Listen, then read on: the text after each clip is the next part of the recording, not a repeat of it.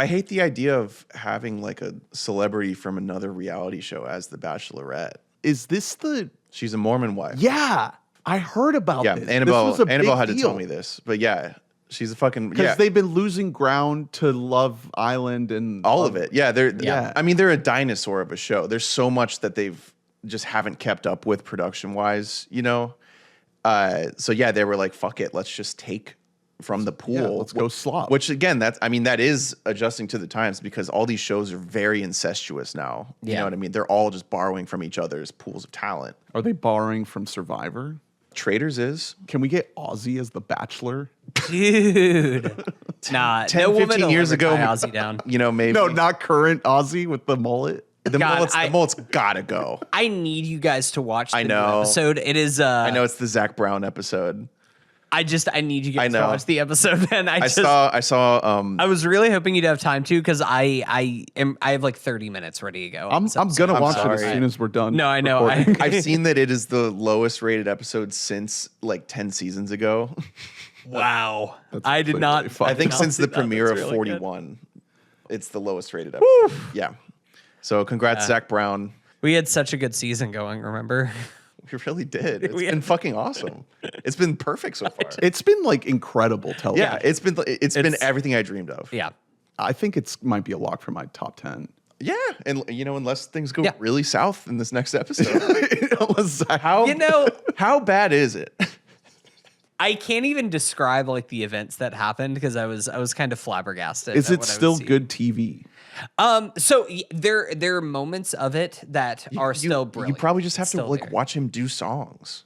Is he just gonna rap all the time? He does not rap. Not Jeff, Zach Brown. No, I want Jeff to rap Every episode. Yeah, he's gonna every do. episode he has like a new like talking rap that he's gonna do. It was really bad.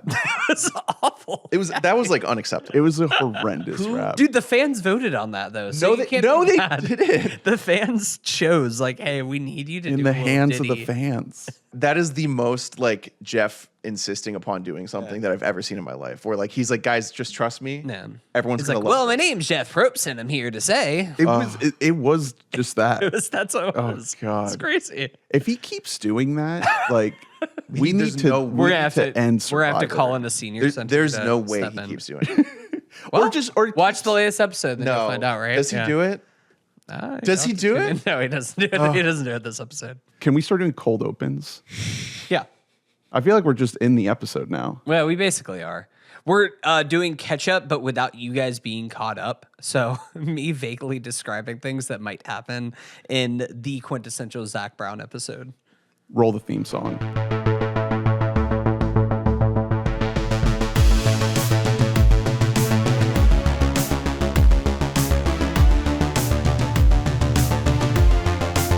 Welcome to WBAM, Mike. I'm Ernest. My name is Hunter. And I'm Drew. And we are talking about lots of things today, including a recap of the Oscars, some new trailers. You guys got any takes on these new trailers that are coming out? I have not seen the Spiderman one. Okay. Dune, I have thoughts on. Okay. And some things that we've been watching.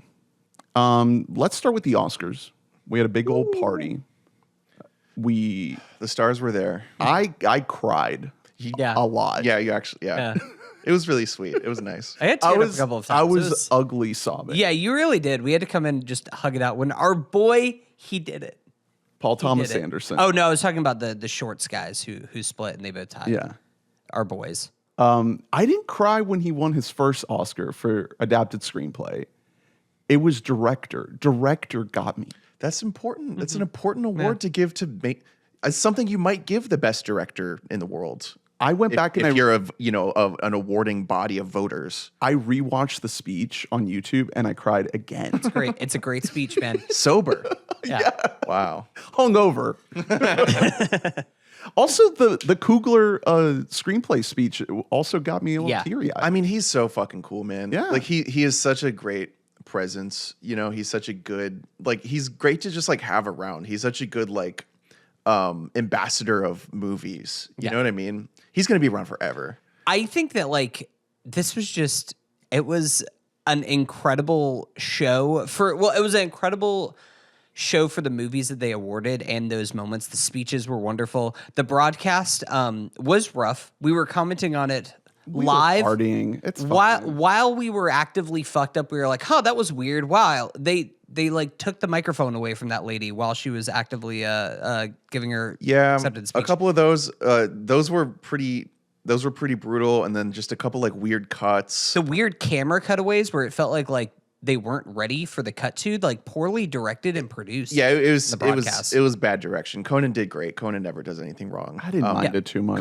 Conan's been going through it, personally, and I think he really the Reiner stuff. Reiner stuff. Both of his parents died recently, and he's the funny. He's one of the funniest people on earth, and he did a good job.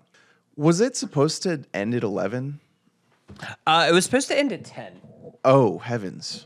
That seems impossible. 10:30? That's the thing. Every single year they're like, no, this one's going to be 3 hours.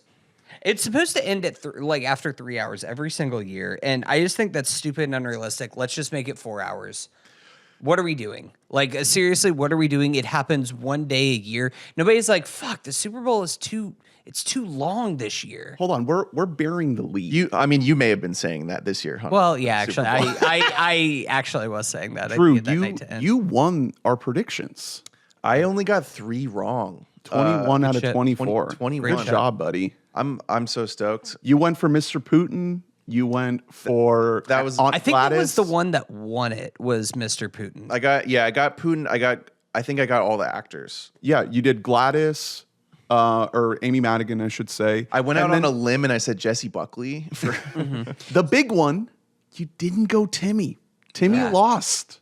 I went MBJ. It was by a hair. I wasn't feeling super great about it after I did it, but really happy for MBJ. And I feel like most years I'd pick him to win. Great speech, great win. It's going to age nicely. That was a speech that got me choked up, especially going back and rewatching it. Yeah. Like, that is a very beautiful moment. That was like, whenever I'm talking about the awards, it felt like everything kind of worked out perfectly. One Battle obviously got the 2 biggest awards of the night in picture and director, but 6 total. MBJ winning, it's one of those things that in hindsight, and people kept predicting it beforehand, so it's not like it came completely out of nowhere, but it just kind of feels right. It would have felt wrong for like it being like, oh no, we love Sinners too, and then get completely shut out of the big 5 categories. Yeah, exactly. And it would have been really cool for Wunmi Mosaku to win, but also like Aunt Gladys winning fucking rocks. Yeah. You know what I mean? That's Very sick. cool. It's great for Weapons, which had no other nominations. Yep. And it has an Oscar. That's really sick. And it's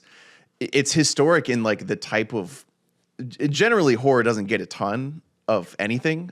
But for like the monster in a horror movie to win, has that ever happened before? Well, I guess Silence of the Lambs. yeah, I mean, that's the thing fair. is that it like the Academy does have a history of giving the villain role an Oscar. Look at Heath Ledger. Look at Javier Bardem. No Country for Old but Men. like a campy horror villain. Yeah, a witch. That's so like that's nuts. Yeah. It's super cool. Like, it is a really cool win. That was also just a great moment to start the night. That was the very first award they gave out. Yeah, because it was a little bit of a delay until they gave supporting actor out.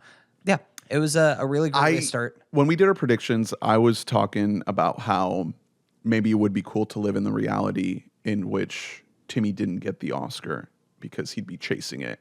I was kind of warping my take there because I was thinking about Leo when he was still chasing it, and those roles, was that great for you? Those roles were really bad. Yeah, man.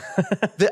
His roles have gotten so much better since he got his. You want to see Timmy's J. Edgar, is what you're saying. Right. So I mean, look, I don't want to segue a little too early to the Dune 3 trailer because we can fire off more Oscar takes, but dropping the Dune 3 trailer the day after the Oscars, It was gangster. And it was the first post was made by Timmy himself. and the context of the Paul Atreides character in the film taking a more villainous turn, and like the rage of that character and what he might bring in, what he could bring in a marketing campaign post Oscar loss. Like, that's a really interesting narrative. So maybe like don't do a J. Edgar, but keep this villain energy going. Sure. Yeah. I don't think he's going to do that. I think Leo despite, when he was really young being like Mr., like Pussy Posse and all that. Yeah. Despite all that, he has been really singularly focused on like movies in a way that Timmy's not. Timmy is like into like,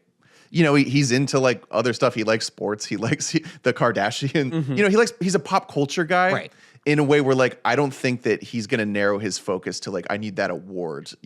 He likes being renowned. Like he likes being known. Yeah. He likes being seen. I do wonder if I think that he has to know, like, maybe I overexpose myself a little bit here. sure. So maybe like he takes it back just a little bit. That's why fucking people saw Marty exactly. Supreme. That's the thing is like, do That was you the whole want thing, yeah. do like you want fuck an you Oscar? for punishing him for that, Do you want an Oscar or do you want this original movie to make $100 million? Because like sometimes those two things are not compatible with each other.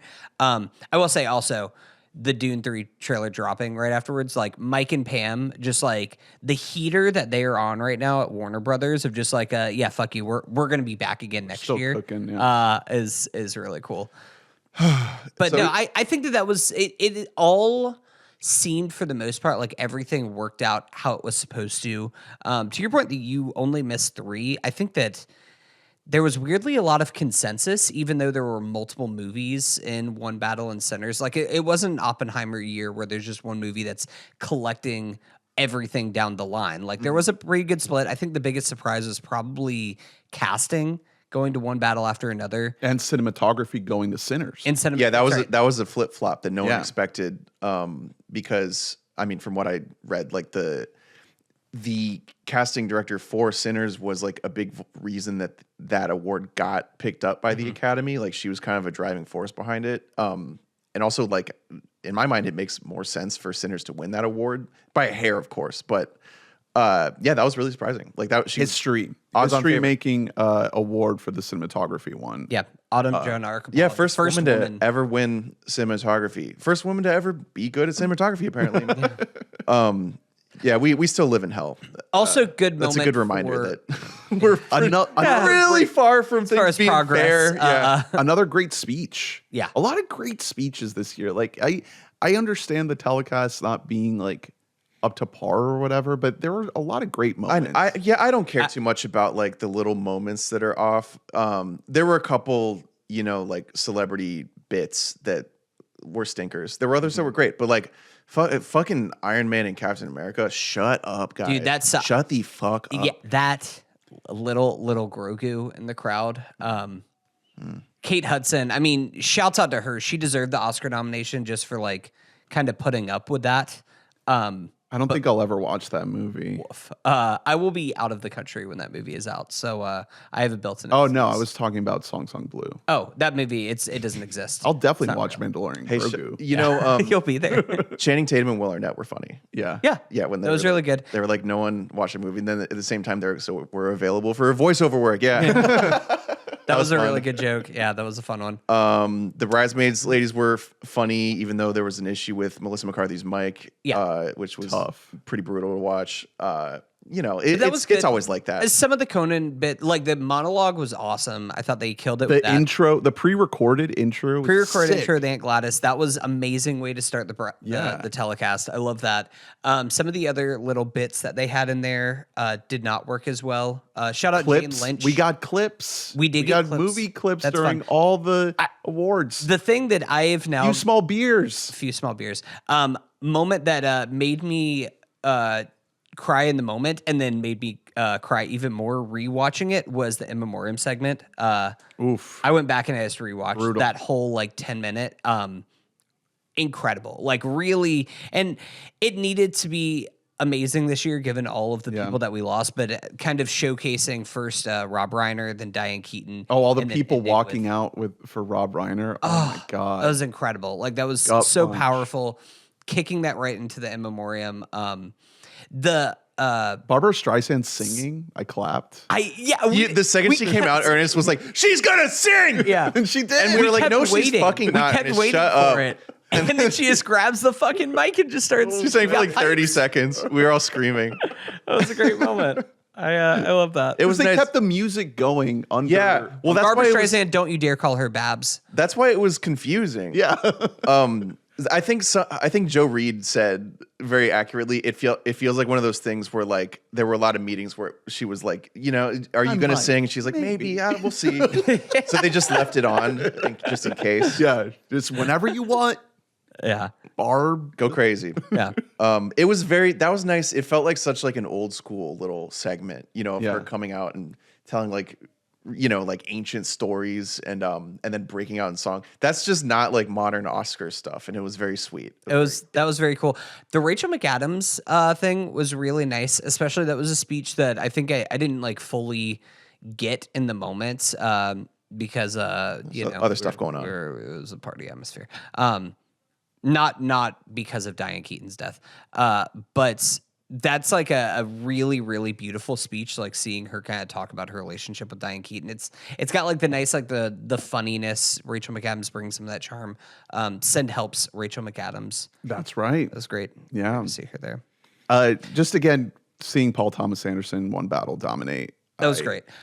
It was all worth it just for that. One question I gotta ask, and I thought about it on the telecast. I think I mentioned it to Adam during the show, but I don't know why we don't promote more new movies that are coming out during the Oscars telecast. Yeah, like I don't. Maybe that Spider-Man trailer should have dropped during the Oscars. Right. Yeah. I mean, you know, it's technically it's a Sony production, but it's like cares? Disney, Sony, whatever. Drop it. Get Warner Brothers pay to just drop Dune 3 like during the telecast of like Warner Brothers, we're gonna be back again next year. Like have those kind of moments in there. You have the captive audience right now. Like this is the time to do it. Let people know, just like the Super Bowl, like this is gonna happen. I almost wonder if like 2 years ago, or no, was it last year? Yeah, last year. They had the Fall Guy tie-in. Remember that? Sure.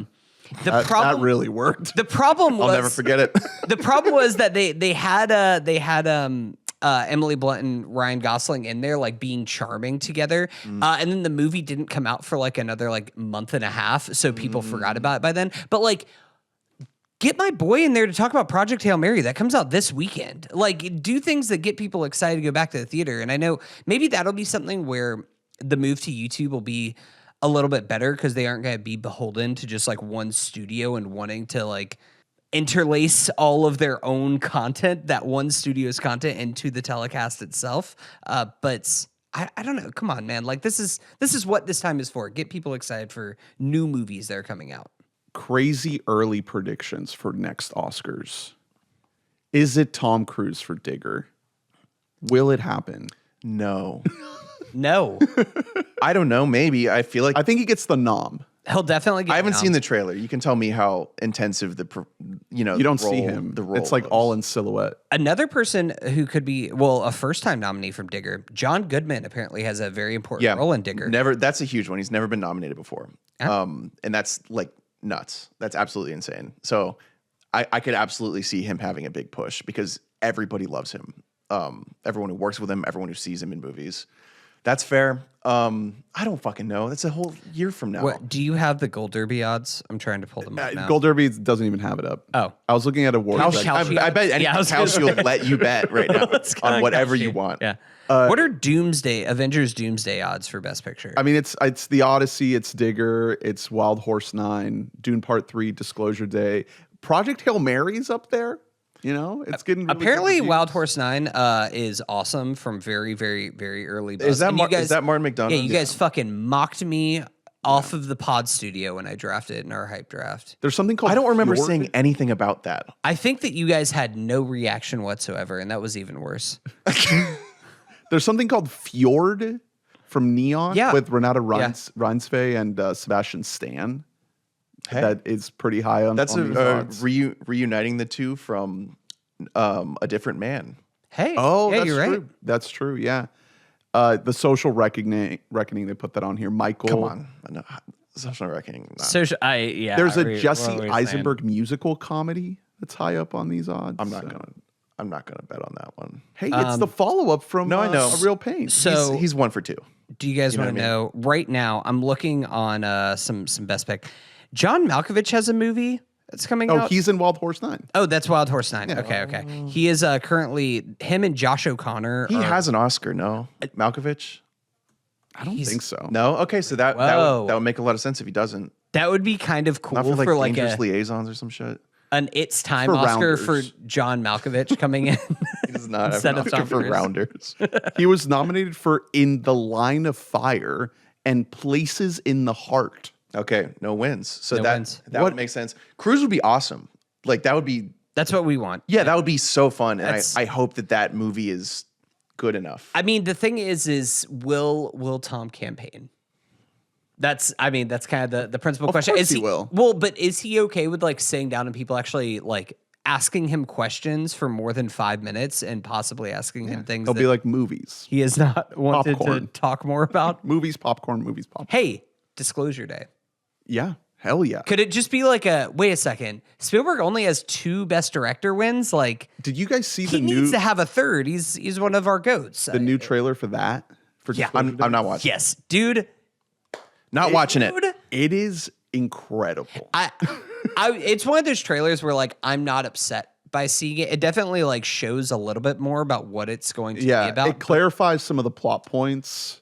It kind of lessened some of my worries Yeah. with some of the CGI things and how they were presented. Looks like Colin Firth is going to be a huge part of this. I also love how it contextualizes the Josh O'Connor character and what he's up to. I'm super fucking hype. But I think this is a good time to move on to the Dune Part 3 trailer because we did all see this one, right? Did you see this? yes. trailer? I didn't. I saw the stills of the whole cast. Holy fucking shit. Put it in my fucking veins right now. Yeah. I want to huff it. Wow. Spice it up. I want to do unspeakable things to it. This thing it's going to blow my brains out. I've heard that I think it was Villeneuve himself who said the feel of this one is going to be more thriller. Okay. I could see that. Yeah, the trailer does Which kind of give he happens to be really good at. Sure. Making thrillers. Sicario. Prisoners. And and to me, what that kind of means is a little bit more grounded and less focused on world building because we've already built a good chunk of the world. So now we can maybe zoom in a little bit. Really excited. It looks like it's also going to be a really violent and dark movie, which is saying something because the first 2 Dune movies are also pretty dark and fairly violent. Oh yeah, but this this looks one like more war. so. Yeah. I mean, this is this is where shit goes down. Yeah. No.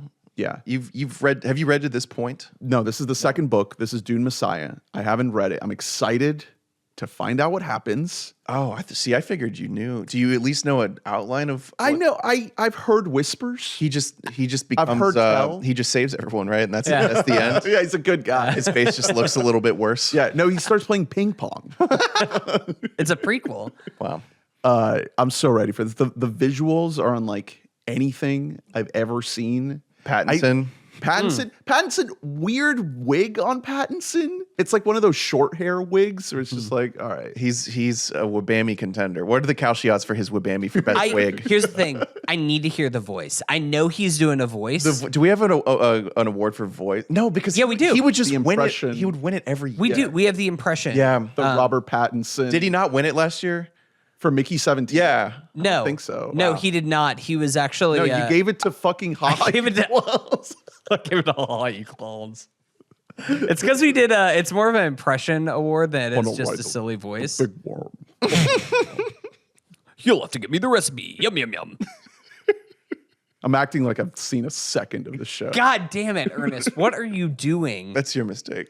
I'm probably gonna watch this trailer like 40 times, so I'm excited. Spider-Man, brand new day, got absolutely wrecked within 24 hours. How do you think I should put out my trailer a day after the Dune 3 trailer? Yeah. Like, real tough look. Well, listen, they got a little lazy, from first place for all those years. Yeah. They're not used to having other contenders eating their lunch a little bit. It arrived with a bit of a splatter, I would say, but then I rewatched it, trying not to think about Dune, and it looks fun. You could say that about everything that you watch this whole year. It's like you're going to need to see it twice because you're thinking about The whole Dune. time you're just like, fuck, I wish I was watching Dune Part 3. It looks fun. It looks really fun. I think Tom Holland's dialed in. I think a lot of the Spidey action looks pretty good. There's some weird shots in there for sure, but the energy is there. A lot of the color is there.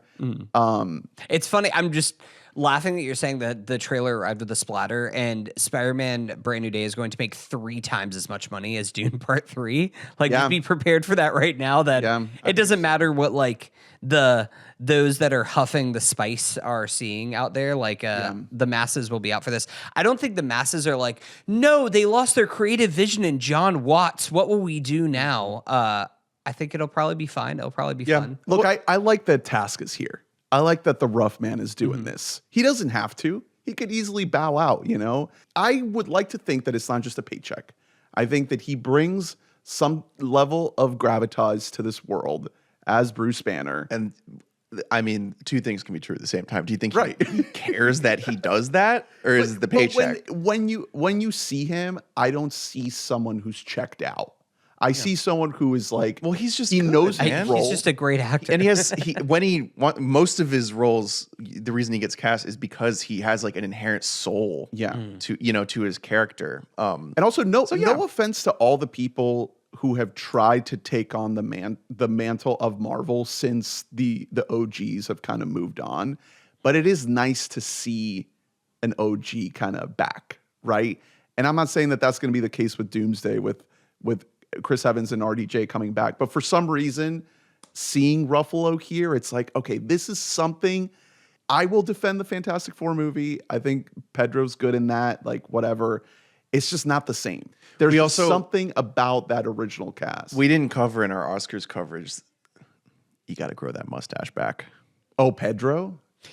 Well, he's like soft coming out. It's a load-bearing mustache. He looks different without it in a way that's not acceptable. That's part of the strategy. That's him. Look, he was seen canoodling with the soccer player. Yeah, but so he shaved his mustache. Yeah, I don't know if you know this, but like it is 2026, and you can just have a mustache regardless of. I'm just saying. I associate just mustache with gay more than I do straight. Leo, you listening, buddy? By the way, Leo looked incredible. Great stash. We did point out immediately that it is definitely the Benicio stash. Like he got pointers from his. He also, I mean, he either got on GLPs or he like quit the sauce for a little bit because he doesn't have Stewie Griffin head anymore. It's like normal head. Honestly, it does just looks less GLP-1 for him. And it looks more like maybe he has gotten his alcohol consumption down. Yeah, because he was never large. It was just his head. Yeah, it was just he had alcohol head. Maybe red. He just got like fucking plastic surgery. That's crazy. Probably in Hollywood. Think again. There's some great plastic surgery that's happening right now. So who knows? Leo took a little visit. So yeah, are there any more trailers? No. Let's move on to what we've been watching. I haven't been watching too much. I did start watching Paradise. Hey. This is the Sterling K. Brown show on Hulu. It's sort of a Black Mirror-y type deal, right? It's by the guy who made This Is Us with Sterling K. Brown. Yeah. So this is Dan Fogelman. Yes, Dan Fogelman. Is this an adaptation? It must be. No, this is a fully original thing. It does feel like a lot of things. It's what if City Underground? What if we dug a hole and we put a city in the hole? Mm-hmm. What if the sky was a dome with a big lamp?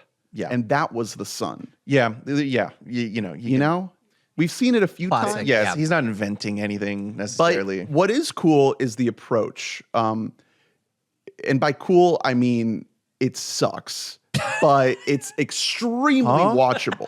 What? This is a show. This is a show that is very bad, but I cannot stop watching it. So the premise is Sterling K. Brown is a Secret Service security guy for the president, played by James Marsden. That's cool. Sort of JFK meets George W. Bush meets Bill Clinton, sort of Southern drunk charmer. Mm-hmm. That rocks. First episode, right up front, president's dead. Oh, what? Dead as fuck. What the hell? You promised me something so great. I thought we were getting so the whole show is trying to figure out what happened.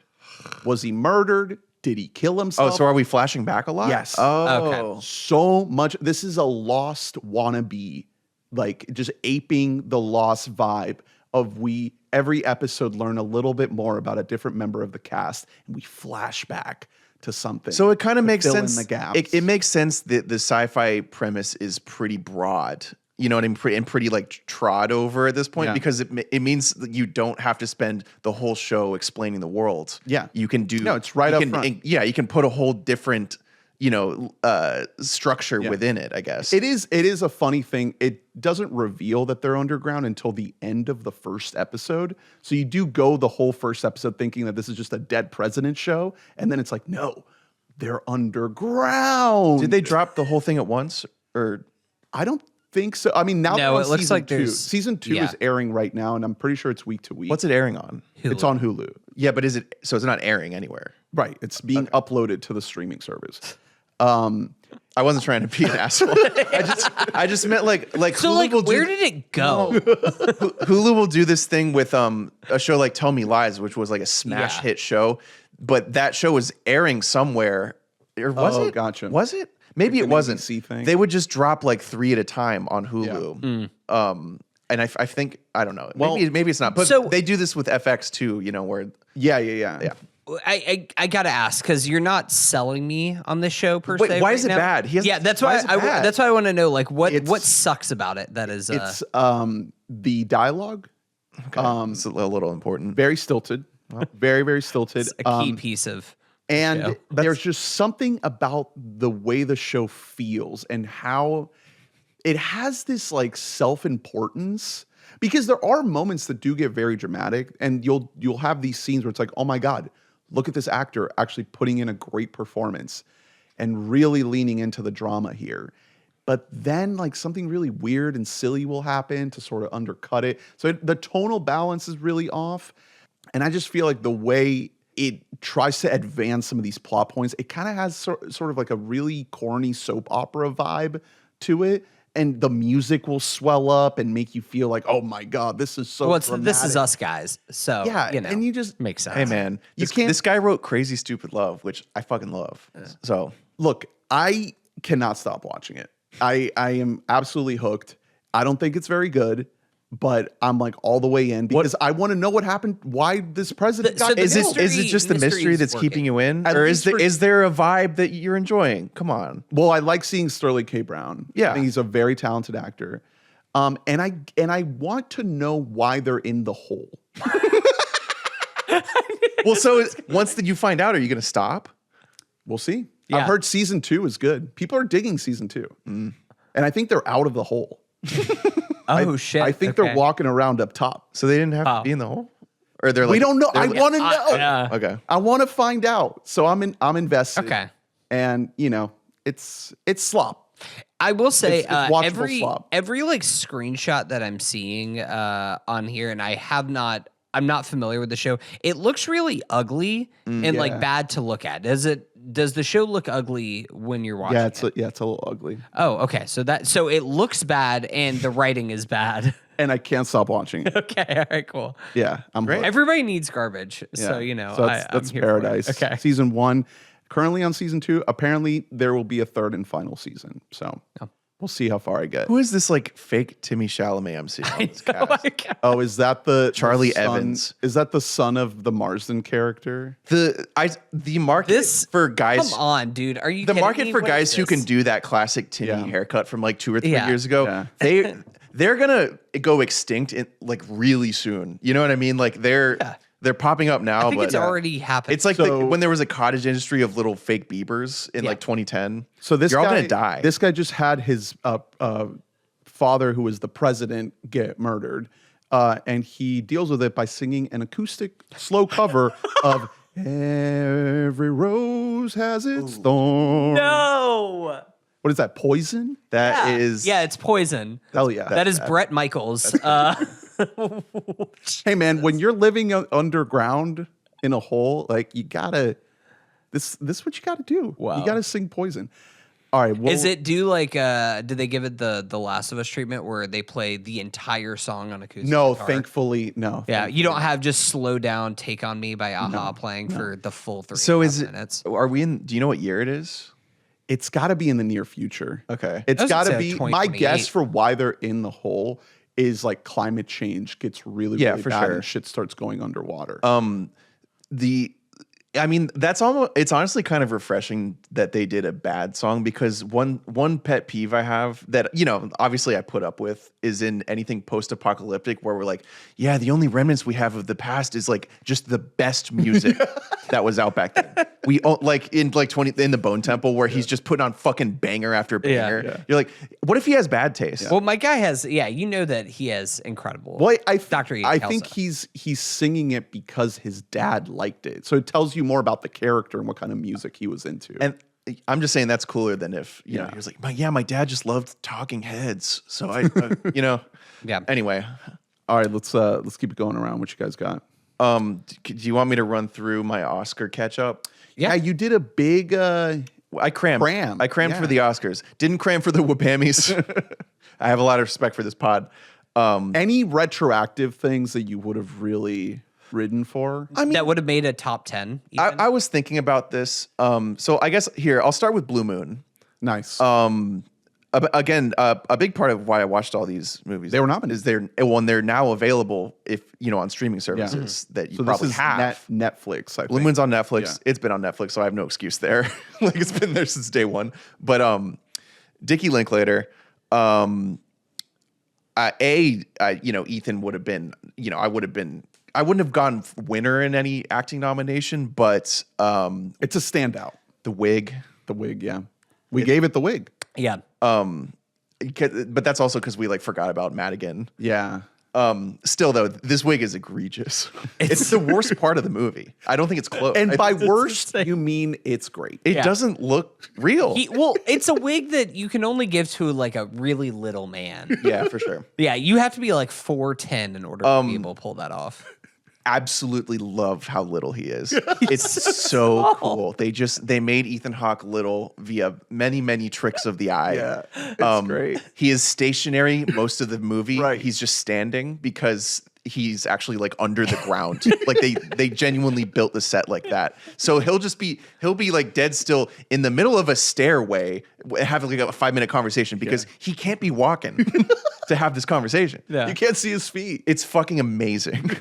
I mean, I fucking love this movie. Yeah. It's really well It is a done. lovely watch. I mean, you know, you hear Linklater and Ethan Hawke, and you're just taking, you know, course over one night, and I'm already in. Yeah. But this is a flavor of Ethan Hawke that is like way different than I've ever seen. He's a bit of a scumbag. He's a scumbag, but also he's like more than that. I would call like he's, you know, he projects a lot of confidence. This character, who's the real, you know, Lorenz Hart of Rogers and Hart, who got replaced and mogged for the rest of his life by Rogers and The first Mog, perhaps. Oh, listen, wow. the Yeah. original Mog. I'm no theater buff, but like I don't know Rogers and Hart. I know Rogers and Hammerstein. That's right. Yeah. Or Hammerschmidt or whatever the fuck. Hammerstein. Hammerstein. There you go. We got there. Like they made way more timeless shit.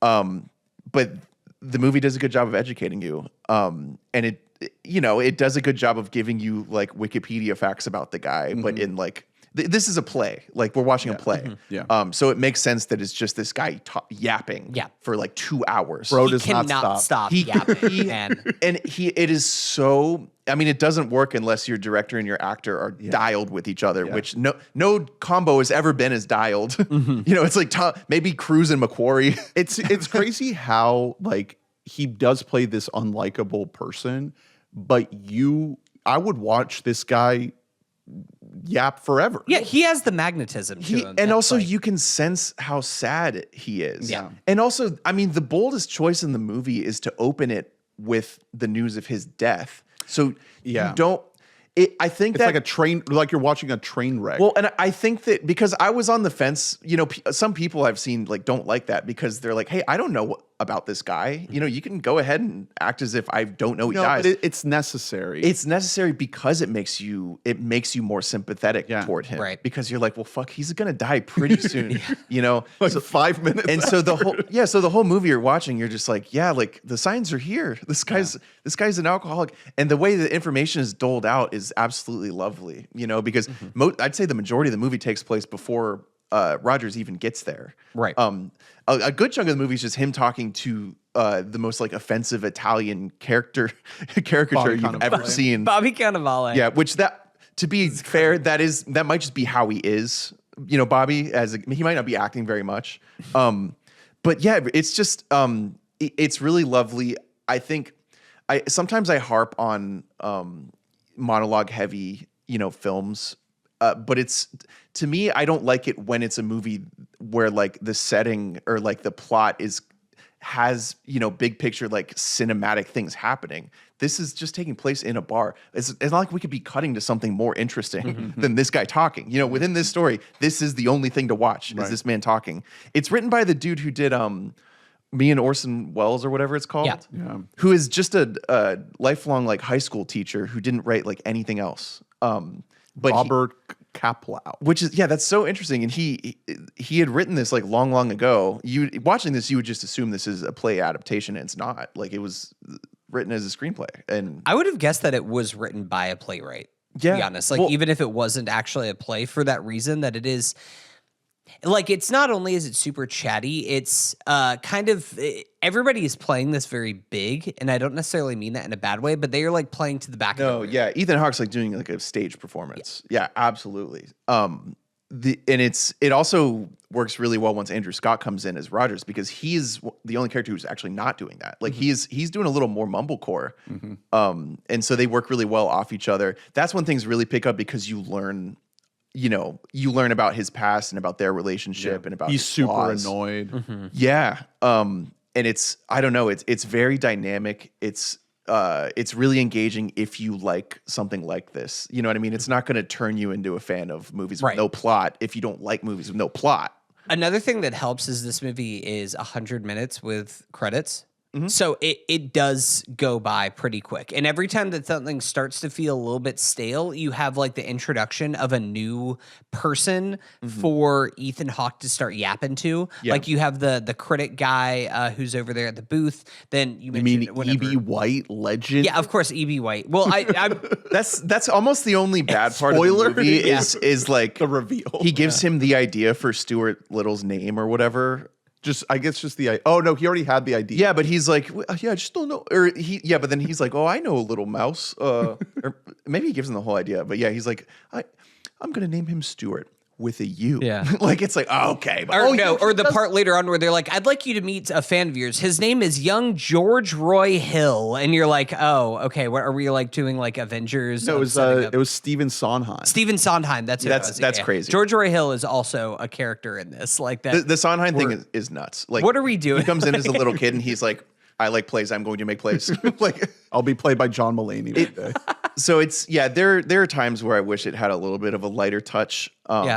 But generally, I really enjoy this. Isn't a movie that you're watching though for tact. Also, should mention Margaret Qualley, really lovely. Yeah. She's really doing that transatlantic accent. Like she is really playing that thing up, but in a way that I enjoyed. Margaret Qualley has had an interesting career, because I think like we bought in at like pretty much the ground floor for her on this podcast from Leftovers, and I wouldn't say that I love her in everything. I think that she has like very interesting tastes though. And so like even whenever she has kind of misses, it's like, well, you were working with like one of the Coen brothers. So like, yeah, that didn't work, but like I commend you for what you're doing. Yeah, exactly. Her portion of, there's a long segment with her that I do feel like ran long, which is when they're in the code room. They're upstairs, and I just could not believe how long it was, because what we're learning that like, Lorenz Hart was like a bit of a perv. He's like a voyeur. He also is likely a closeted gay man. And so like, even though he's like quote unquote in love with, I don't think it's closet. I think he's openly just like, no, I love both men and women. In real life, he wasn't open at all. Oh, yeah. Wow. And so like he's in love with this girl, but to the extent that like mostly he just kind of wants her to tell him about fucking guys. Yeah. And it's like 15 minutes of her telling this really long-winded story about sleeping with a guy, and it just keeps cutting to him being like, do tell, boy. Like, oh, scandalous. Dude, Ethan is so good. He's so funny. He's like,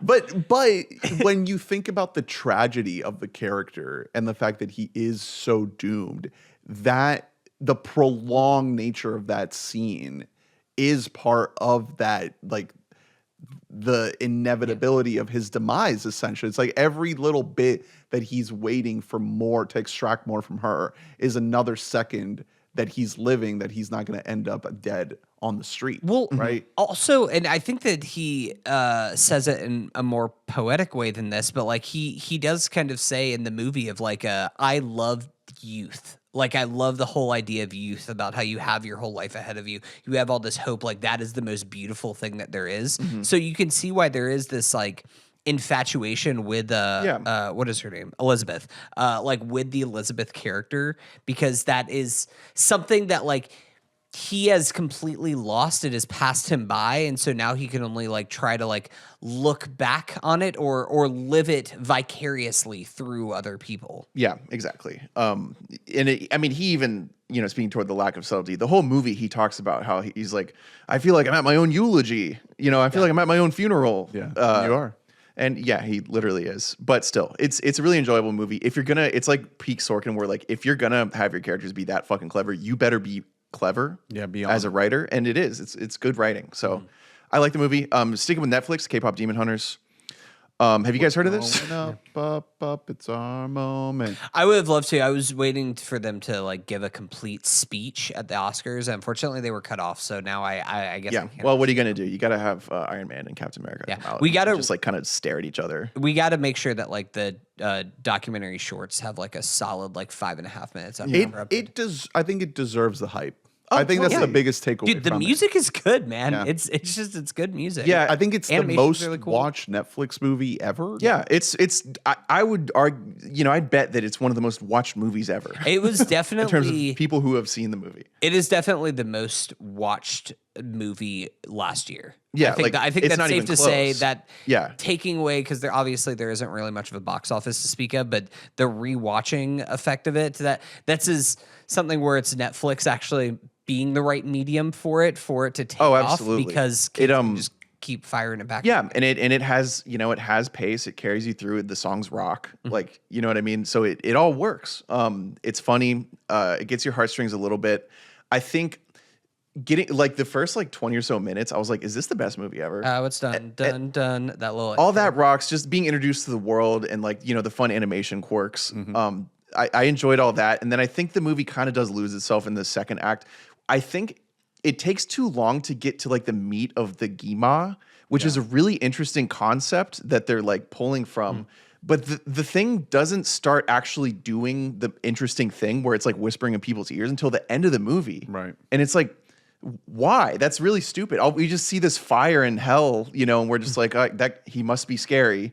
And he doesn't actually start doing his thing until later. And then the movie just ends. And through him doing that, you learn about the characters and you learn what their insecurities are. So it makes for something way more interesting.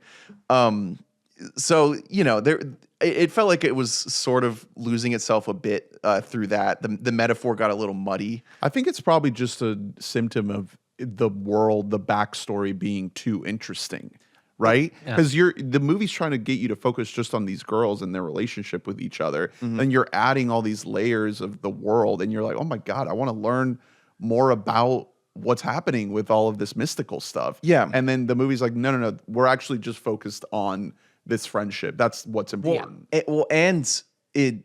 mean, the biggest failure of the movie, I think, is like the most important plot point of the movie is that our main girl is like half demon. It doesn't explain any of that. It doesn't show you her past. It doesn't go back. You know, like, why not? It shows the demon guy's past. Yeah. I guess that's true. I don't know. Like, that's one thing that honestly, it felt refreshing about this, and it felt very non-American in a way, in that like we kind of just drop into this world in media res. Like, you just don't see that in a kids movie. In a kids movie, it's over-explained, like what's happening, and it's fucking Judy Hopps' first day on the job, and like it's like, you know, it's doing that whole thing where we have to kind of lay everything so you know exactly what's going on. But I do get what you're saying, where it's like, give me a little something. You want a little bit more. The world that they built is so interesting. And while I don't think this movie would have been as big of a hit if it wasn't focused on like these three girls and their friendship together and a journey to self-identity, like I think that's why this movie is such a mega massive success. There's definitely meat on the bone there. There obviously are sequels, multiple, that will be coming out, and I think that this is like a franchise that feels warranted to me. Like I do want to see. Oh yeah, more. Well, I mean, watching it, I was like, Enzian. this actually should be a TV show. Like, you could just do this weekly and then have something overarching. But like, them fighting demons could just be never-ending. Sick. Yeah. You know, storytelling. With music. It's a really fun banger movie. song. It you know, it's not going to necessarily interrogate the real you know, like is fandom culture bad, stuff like that. It's just like pretty unflinchingly like, no, it's actually great to be like an insane stan for K-pop, and K-pop is actually just great. No notes about K-pop. I kind of thought that it was going to do that because Yeah. they're so over the top. Yeah, with we're the like fans. maybe the fans are like, whoa, maybe we shouldn't have blindly switched to following these guys. Maybe actually, I mean, that's something that I do think would be cool to put in like a sequel. Like if you are like kind of putting out ideas out there, then that's, you know, the whole idea of stan culture is a really cool thing to interrogate, especially for a younger audience of like a, hey, maybe we shouldn't just like Maybe you guys are blindly fucking weird. idolize this Look, person. as far as kids movies go, Parasocials. this is like a really, really high bar to meet for all the other kids movies. I mean, I've really fallen off of keeping up with animated movies. I just got the press invite for Mario Galaxy, and I thought back about when I saw the last Mario movie, and I felt like a fucking no, exactly. idiot. Yeah, if we're comping it to movie's the for, like, other 5-year-olds. if we're comping it to the other like mass appeal kids movie, you know, there are always like boutique kids movies that I would say are better than this, but the ones that everyone sees, this is Right. way up there. Like it's great. Yeah, I mean this movie's I'd say it's more for like maybe 12-year-olds. I don't know. Though, And 'cause Mario's there's- more for like 5-year-olds. I don't know. I think that like why K-pop works is there's like 4-year-old girls that can watch this and like fucking love Right. it and want to dress up as the character. That's why it's so successful. Like I think that this does have a wide appeal, and also there's plenty of neck-bearded dudes in their 30s who love seeing Mario. Are you gonna go see Mario? I'm not going to the press screening. I think I'll go see it. I thought that the first You're like, one no. was a I want to great- pay. Yeah.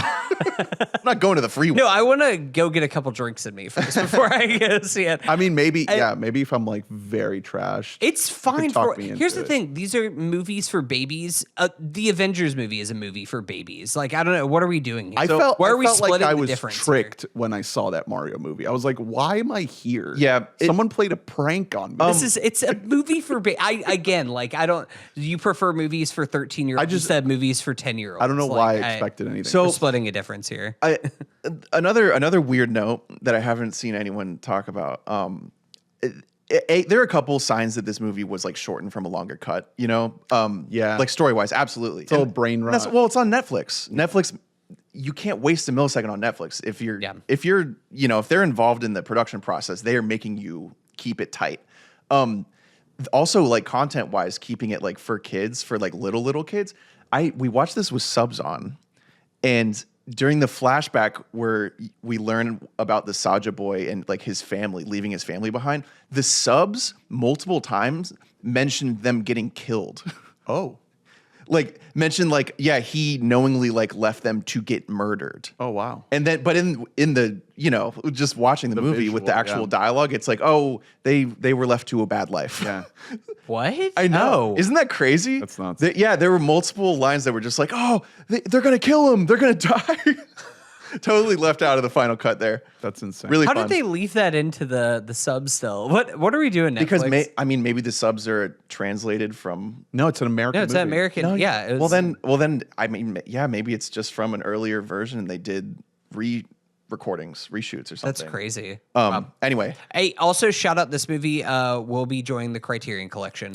I saw that. That's crazy. That's honestly Great idea. genius move by Criterion to get that, because you know that is going to be like the highest selling Criterion ever that they're doing it. And also, I mean, you know, this is what Criterion does, is they Netflix. release movies. They release movies that would not otherwise have physical distribution. So good on you, I guess. you're my little soda pop.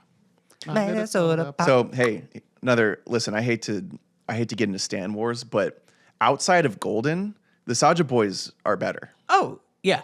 Golden is the best song, I'd say pretty easily. Like it's an incredible song. Everything else that they're dropping, the diss track sucks. The diss track is not. That's the worst song in the. Soda Pop, unbelievable. I like how it's done. The opening is good.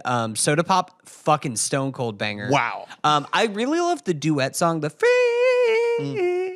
I think that song's really good. Also, What it sounds like is my favorite. Also, what it sounds like that is a good the one. Saja Boys have such great like identities. You know, like the baby is when he goes like goo goo gaga.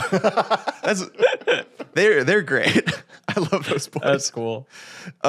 Anyway, If I Had Legs, I'd Kick You is a similarly charming and entertaining children's What was your movie. favorite song from If I Had Legs, I'd Kick You? The titular song by Nick Cave. Yeah.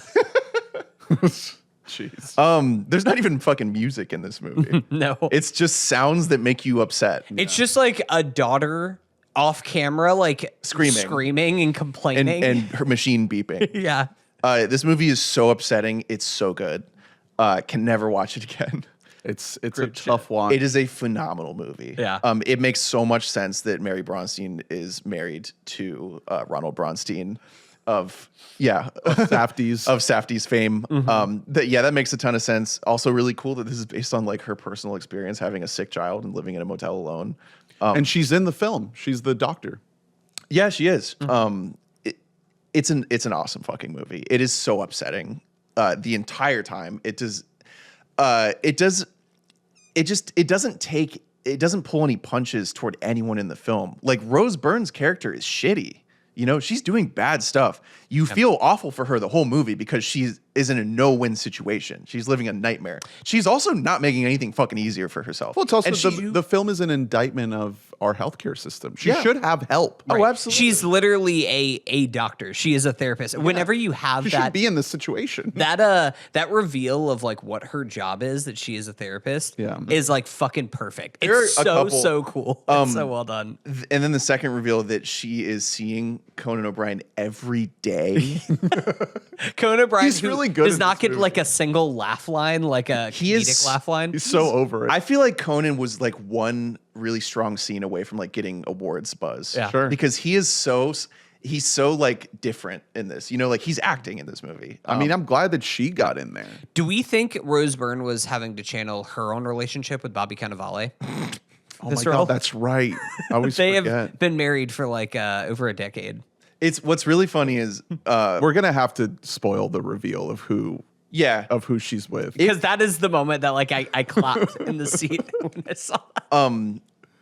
It also, I just love the idea that he's just like a cruise ship pilot. Like he's literally he's like, not like a Navy officer. Oh, is he? I think that's what he's in like a little white suit. Yeah, but that's what they wear in like Dr. Odyssey. Right.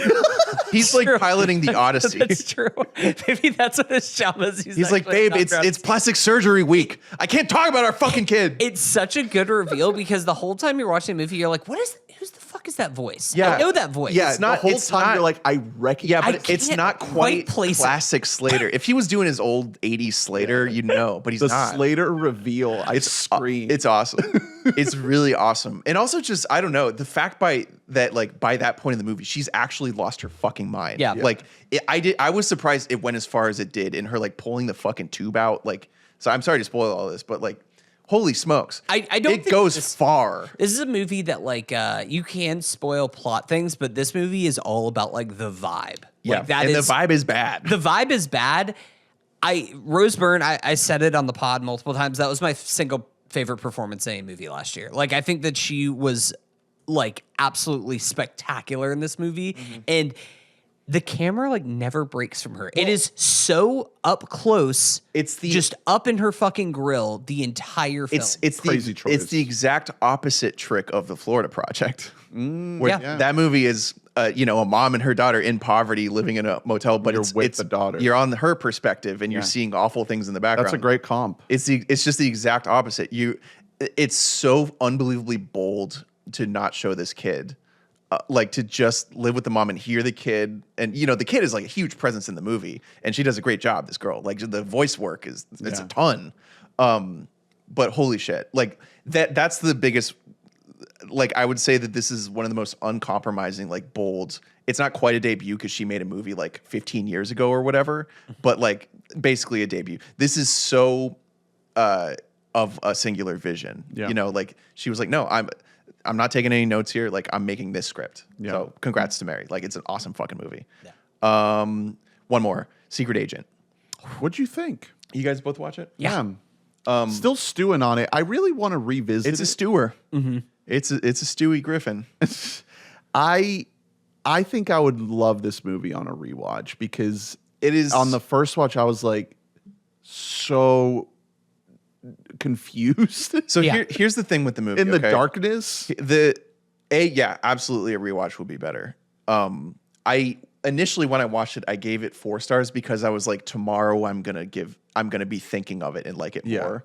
But I had to be more, true to The experience. in the moment experience, which is you spend a lot of time meandering before. Yeah. And it's not like, and that's fine. That's kind of the point of well, the exactly. movie. And there are awesome movies that meander, but just structurally, the fact that a decent amount of plot and reveal does happen in the back half of the movie makes it feel lopsided to me.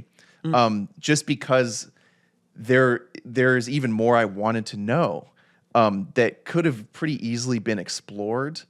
It's just a matter of time allocation. I think that I like the meandering to an extent. It's just like the film opens with a scene that has tension. It's him getting stopped by police. It's Brazil. It's the 70s. It's good world building. There's a dead body. To the exactly. side. So you learn about It's the brutality. comedic. You learn how it's funny. You learn how brutal the world is. You learn that the cops are not to be trusted back then. You learn a lot of things, and also it's called The Secret Agent, and we know that's our star. So we know he has some kind of secret here. He's not just a cab driver. From that scene, the next scene that has like built-in tension is like 85 minutes into the film. Right. It's a lot of swirling you around. It's a lot of just very slowly like learning what is happening with this guy, like him just going through the motions of assuming a new identity. And like there's plenty of good stuff in there, just maybe 40, 50 minutes. Maybe not 80. But also, you don't know. minutes. You don't necessarily know that that's what's happening. No. Right. Yeah. I paused it it. reveals itself at like the very end of the movie of like especially the time jumps flashback, that you're seeing. yeah. The time jumps, it's kind of like whenever it first happens, it's like Oh, the flash forward. the flash forward. It's like, what's But that going on here? informs- Obviously, it makes you more invested in the character because you're like, well, now there has to be something going on and here. yeah, that it's they're, like he must be studying significant. him. Yeah. It's just a matter of time allocation because I think that meandering just It's a long movie. It took a good minute, and it's still, by the way, really enjoyable because it looks fucking unbelievable. Dude, the whole it's- film is gorgeous. I cannot believe how good. I had this, it was in my top 5 for cinematography. of the year. Cinematography, production design. I would almost give it production design straight up. There's so much old machinery and like even just like The cars. storage bins in his workplace. They're all so it's beautiful. The phones, the pay phones. The cars are so sick. Yeah. No. The costumes, the clothes, like the design of everything is amazing. The casting. It's Man, fucking gorgeous. The casting is. we got to talk about faces. the two-faced cat. What's Tanya- up with that? Yeah. That was cat I casting. thought Great cat there was casting. something wrong with me. I was like, am I hallucinating that? What the fuck Annabelle, is going my on? girlfriend Googled it, and it was CG. It was just a choice. Like they're just like, Well, it's just showing that this is just like a house for like outcasts. It's basically that's what it is. Even the cats. house. All House by Tanya Maria. Tania Maria. The blood for this is on your hands, Hunter. The fact that Elle Fanning got a fucking Oscar nomination over this lady is disgusting. Elle Fanning is not that fucking good in Elle Sentimental Fanning Value. is She's the excellent. worst part of Sentimental Value. She is excellent in that movie. I could give you 20 actors who can do exactly. Why are you coming at Elle Fanning? Why are you I'm coming at you. me I'm right coming at now? you. I'm not coming at Elle Fanning. I love her. It's just she is not one of the 5 best supporting actress performances of the year. It's Inga Ibsauder-Lilius, absolutely. Let me look Tania at Maria is so cool. She's serving. She's great. She's incredible. She is a phenom in this movie. I could not stop watching her. I wanted so much more of her. Shout out to her. She wanted the nom. She was campaigning. I want to see who I have. that's- I did not have Elle Fanning on my list. I didn't have Tania Maria on either. I should have. I actually had 4 of the 5. The only person I had instead was Odessa Zion. Oh yeah, that's a good one. So, That's a good you one. know. I don't know. Tania Maria would have been a really cool choice for the Academy to do in there. Maybe if the country of Brazil would have pushed a little bit harder. Maybe if they make a Brazilian Incredibles, she can do Edna Mode, Well, and all will be forgiven. She doesn't have to do anything to her voice. or her physicality. She's shaped like She's that. got it. That's one reason why I would love to rewatch this movie is to be more locked in on her, because I just spent so much time thinking like, what the fuck is happening in this movie that I couldn't like really zero in on an individual performance like that. I paused like probably 70 minutes in because I was like, I'm definitely missed some key dialogue, and I went over to the plot synopsis just up to that point. Didn't miss a thing. You're just like, you just don't know much. Like, you know what I mean? Like, you're just sort of being given very sparse pieces of information.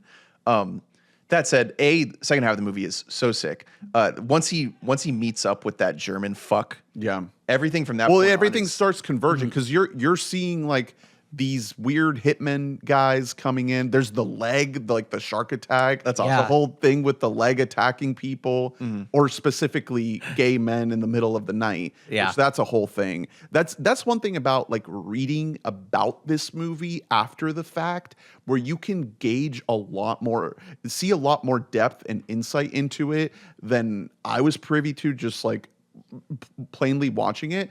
Yeah, that apparently was a real story that was written in the newspaper as a way to go around the oppression of the regime, to do reporting about gay men being killed on this beach, but yet to do it as this like satirical joke story about a leg doing it. See, so to get around the fucking regime. And it's really interesting because there are a ton of little pieces like that are just like taken straight from real life.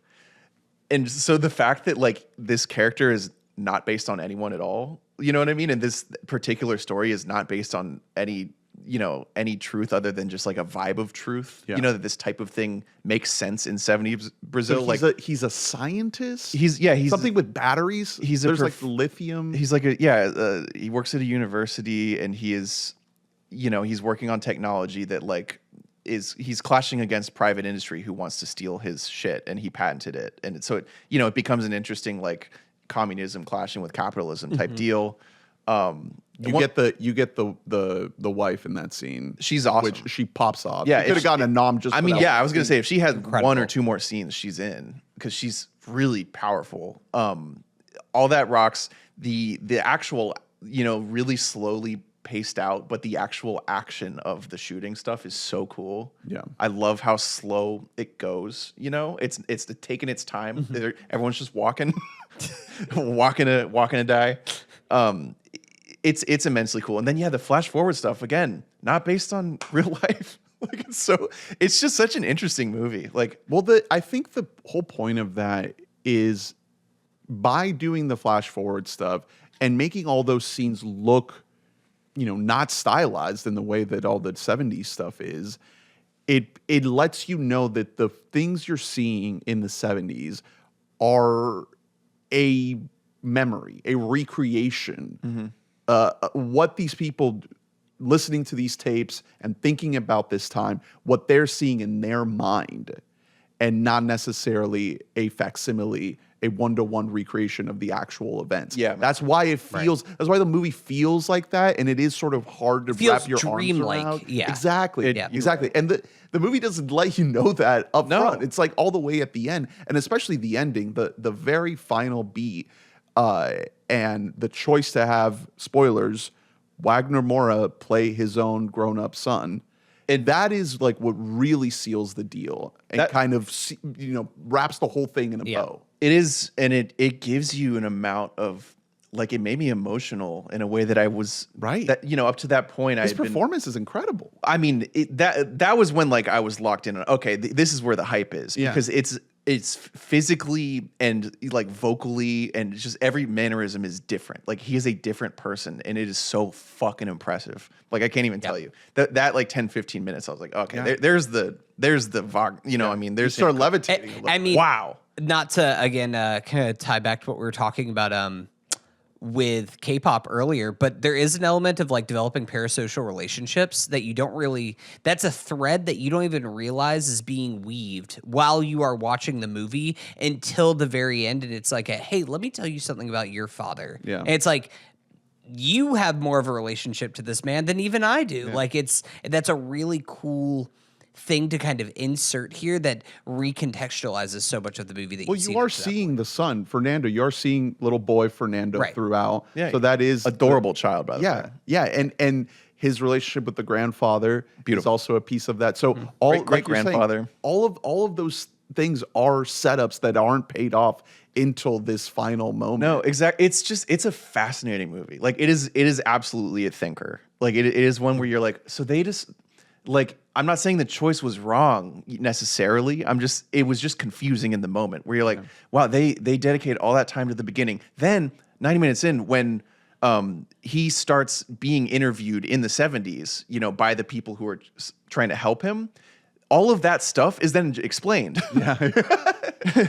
Right. Yeah. That's so strange. At the 2:20 mark. That is such a weird, you know what I mean? Like it's such a weird structure. And then at the end, we see the action sequence that he gets away from, and then we just see him dead in a newspaper photo. Yeah. It's so wild choice. Yeah, it's just the movie itself feels very 70s in the way that it is splayed out to you. It feels very like independent of needing mass audiences to be on board. Yeah. It's very just like, this is a piece of art, like take it or leave it. Well, I think to that point, like the Jaws piece of it all, because they bring up Jaws multiple times.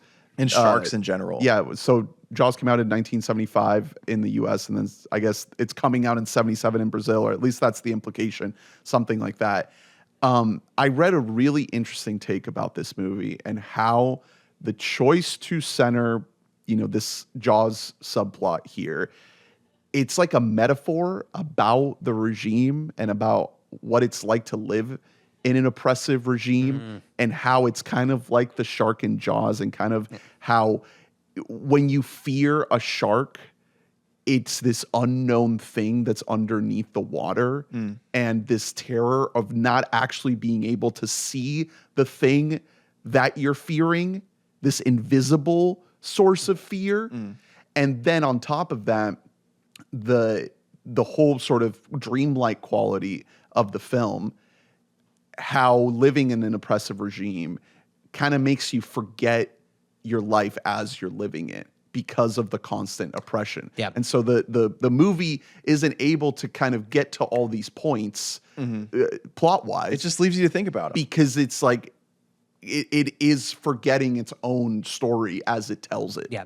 I think that's also really interesting. Another great tie into Jaws is obviously the mayor of Jaws of like, there's nothing wrong here. There's no sharks in the water. Forget. Keep the beaches open. Yeah. It's that you have that whole layer that's happening. The police chief is styled directly after the mayor. It's very clear. It's just right.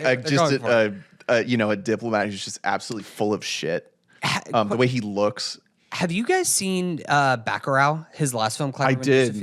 A super weird movie. That's another movie that like this guy makes weird. I've only seen it the one time back in like 2019, 20. I think it came like in America like 2020 is whenever I caught up on it. But that's another one where like you kind of think it's setting up one way, and the movie like slowly reveals itself over the course of the 2-hour runtime or so. Like I really want to go through and watch all of his films now because it's a really, really cool movie.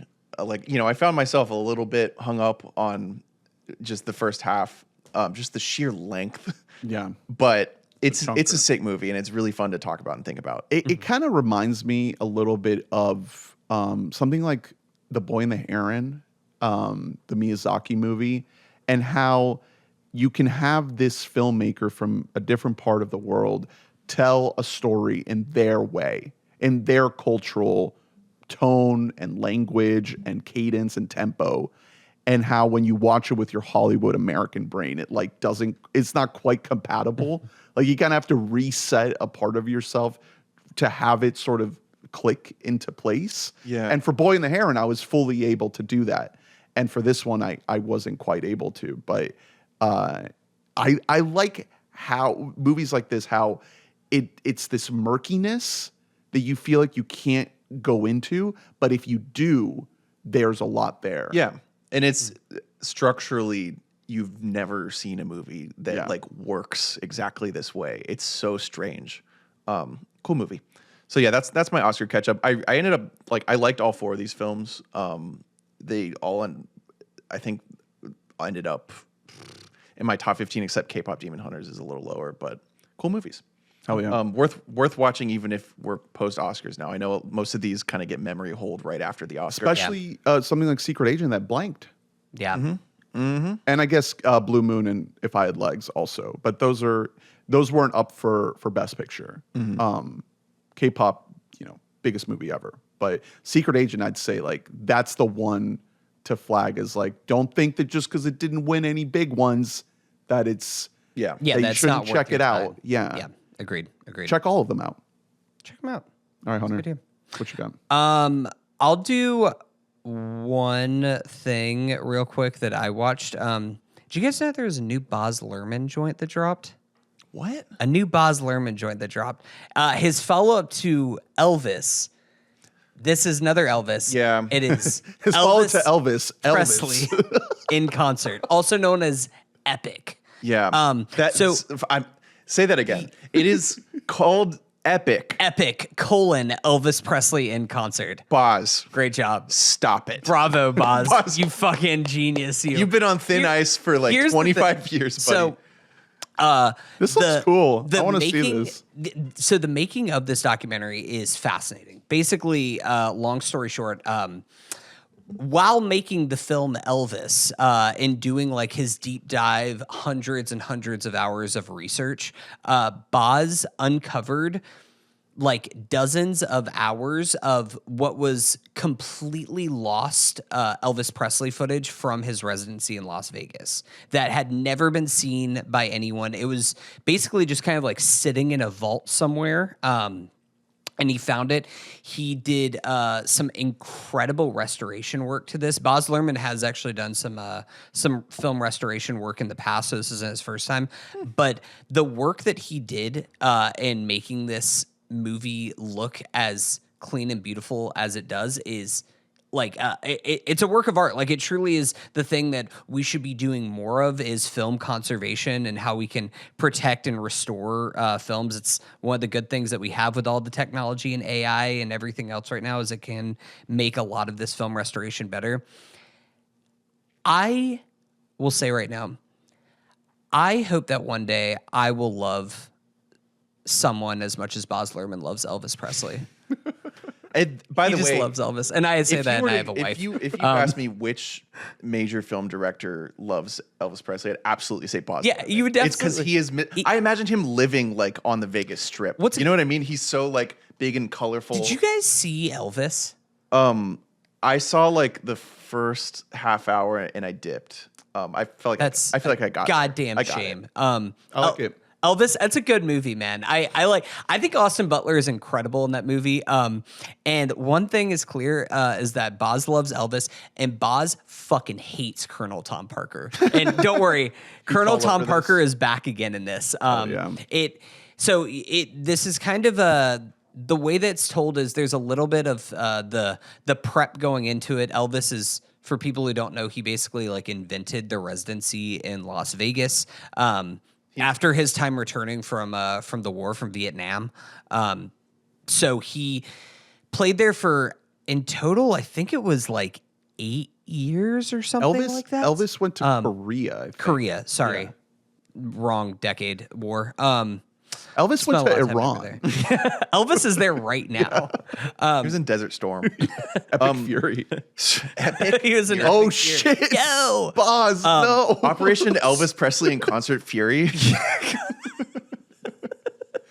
So this is, it starts with like kind of the setting up of the show that they're going to do is rehearsing with the band, kind of just like, how am I going to capture my entire career into like one night for all of these people. So you see some of the rehearsing, and then it's just a concert film. It's stitched together from like 3 or 4 different nights and some of the rehearsal stuff, like wherever they got different songs and clips that they could restore and Do you know if stitch it's them together. Do you know if it's early in his residency? Yes. Because this is the residency where he becomes like washed, right? Yeah, so That's how I understand his career. As Yes. depicted in the film Elvis. well, well, there you go. I so didn't need to book and watch it. there is that, and I guess spoilers for real life and about Baz Luhrmann's fucking hatred for Colonel Tom Parker. But like one of the most crushing things that you see in this is Elvis is doing all these interviews. It's obviously this huge thing. People are coming from around the country, around the world to come and see him in Vegas. And all Elvis wants is to be able to go outside of America. He's just like, I would love to go to Europe. I've never left the country except for whenever I was in the war. Like, I want to go out. I want to like spread my music to everybody. I want to like go on tour with the Beatles, and I want to go have all of these moments. And Tom Parker would not let him there.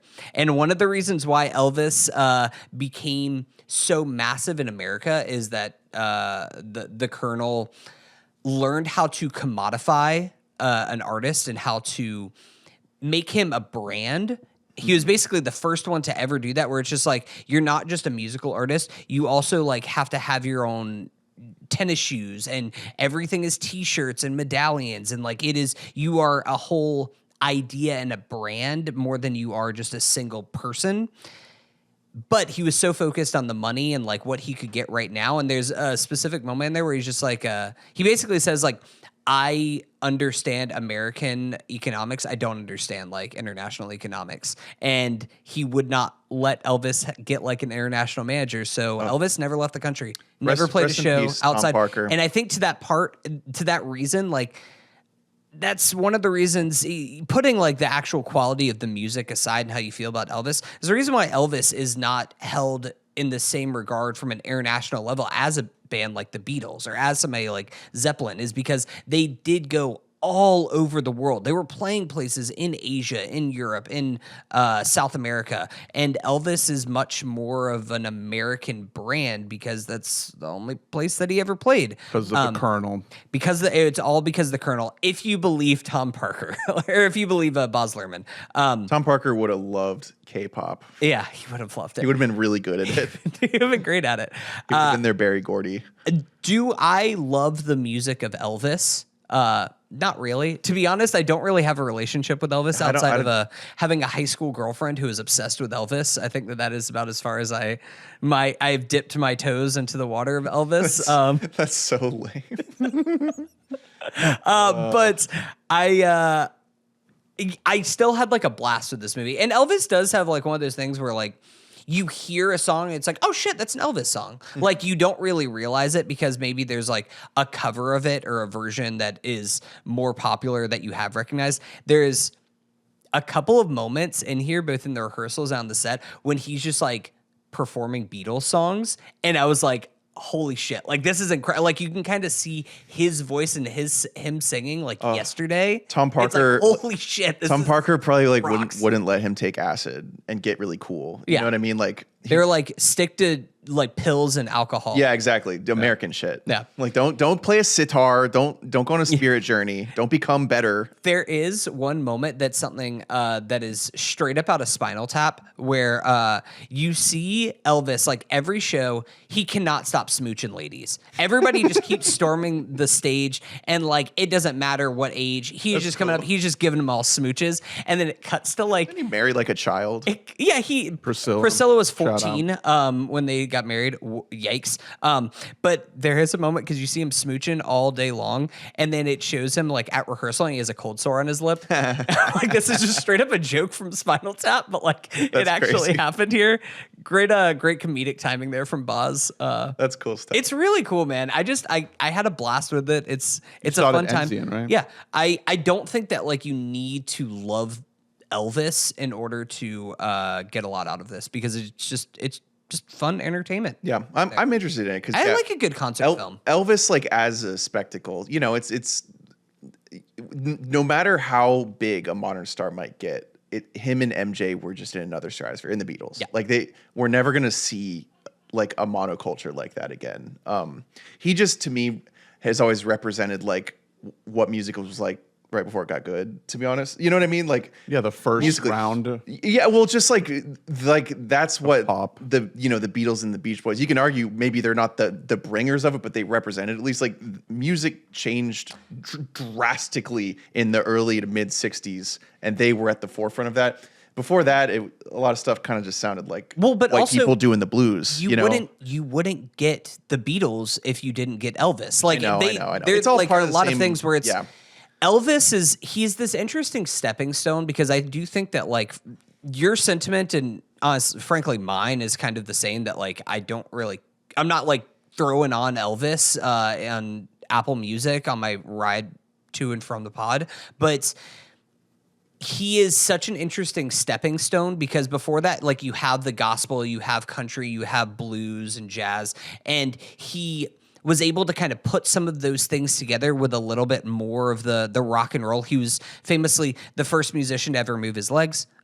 We all know that From nobody ever thought that you should move your legs while you sing. And he learned that lesson from Forrest Gump, as we all know. And as we all know, he's white. He's white.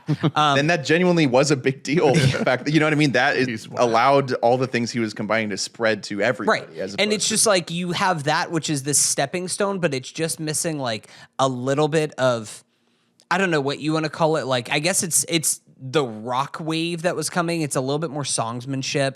It's getting like that British wave that's going to come in. And it's like, okay, now music is forever changed, but also you wouldn't have that wave if it wasn't for somebody like Elvis. You're right. You're right. This is pretty universally really liked. Yeah. Like much more than the movie. Again, I cannot give enough credit to how good this movie looks. Like, it's phenomenal that you think that this was just like crusty film collecting dust for literal decades, just in a fucking storage closet somewhere, and that it got so painstakingly preserved and restored is great. Baz is an interesting fella. He just loves spectacle. Should we all go back and revisit The Great Gatsby? No. Also known as the most disappointed I've ever been in a movie theater. Also known as I be on my suit and tie shit. Hey, shout out to Baz Luhrmann for the Moulin Rouge reuniting that we had to present Best Picture this year.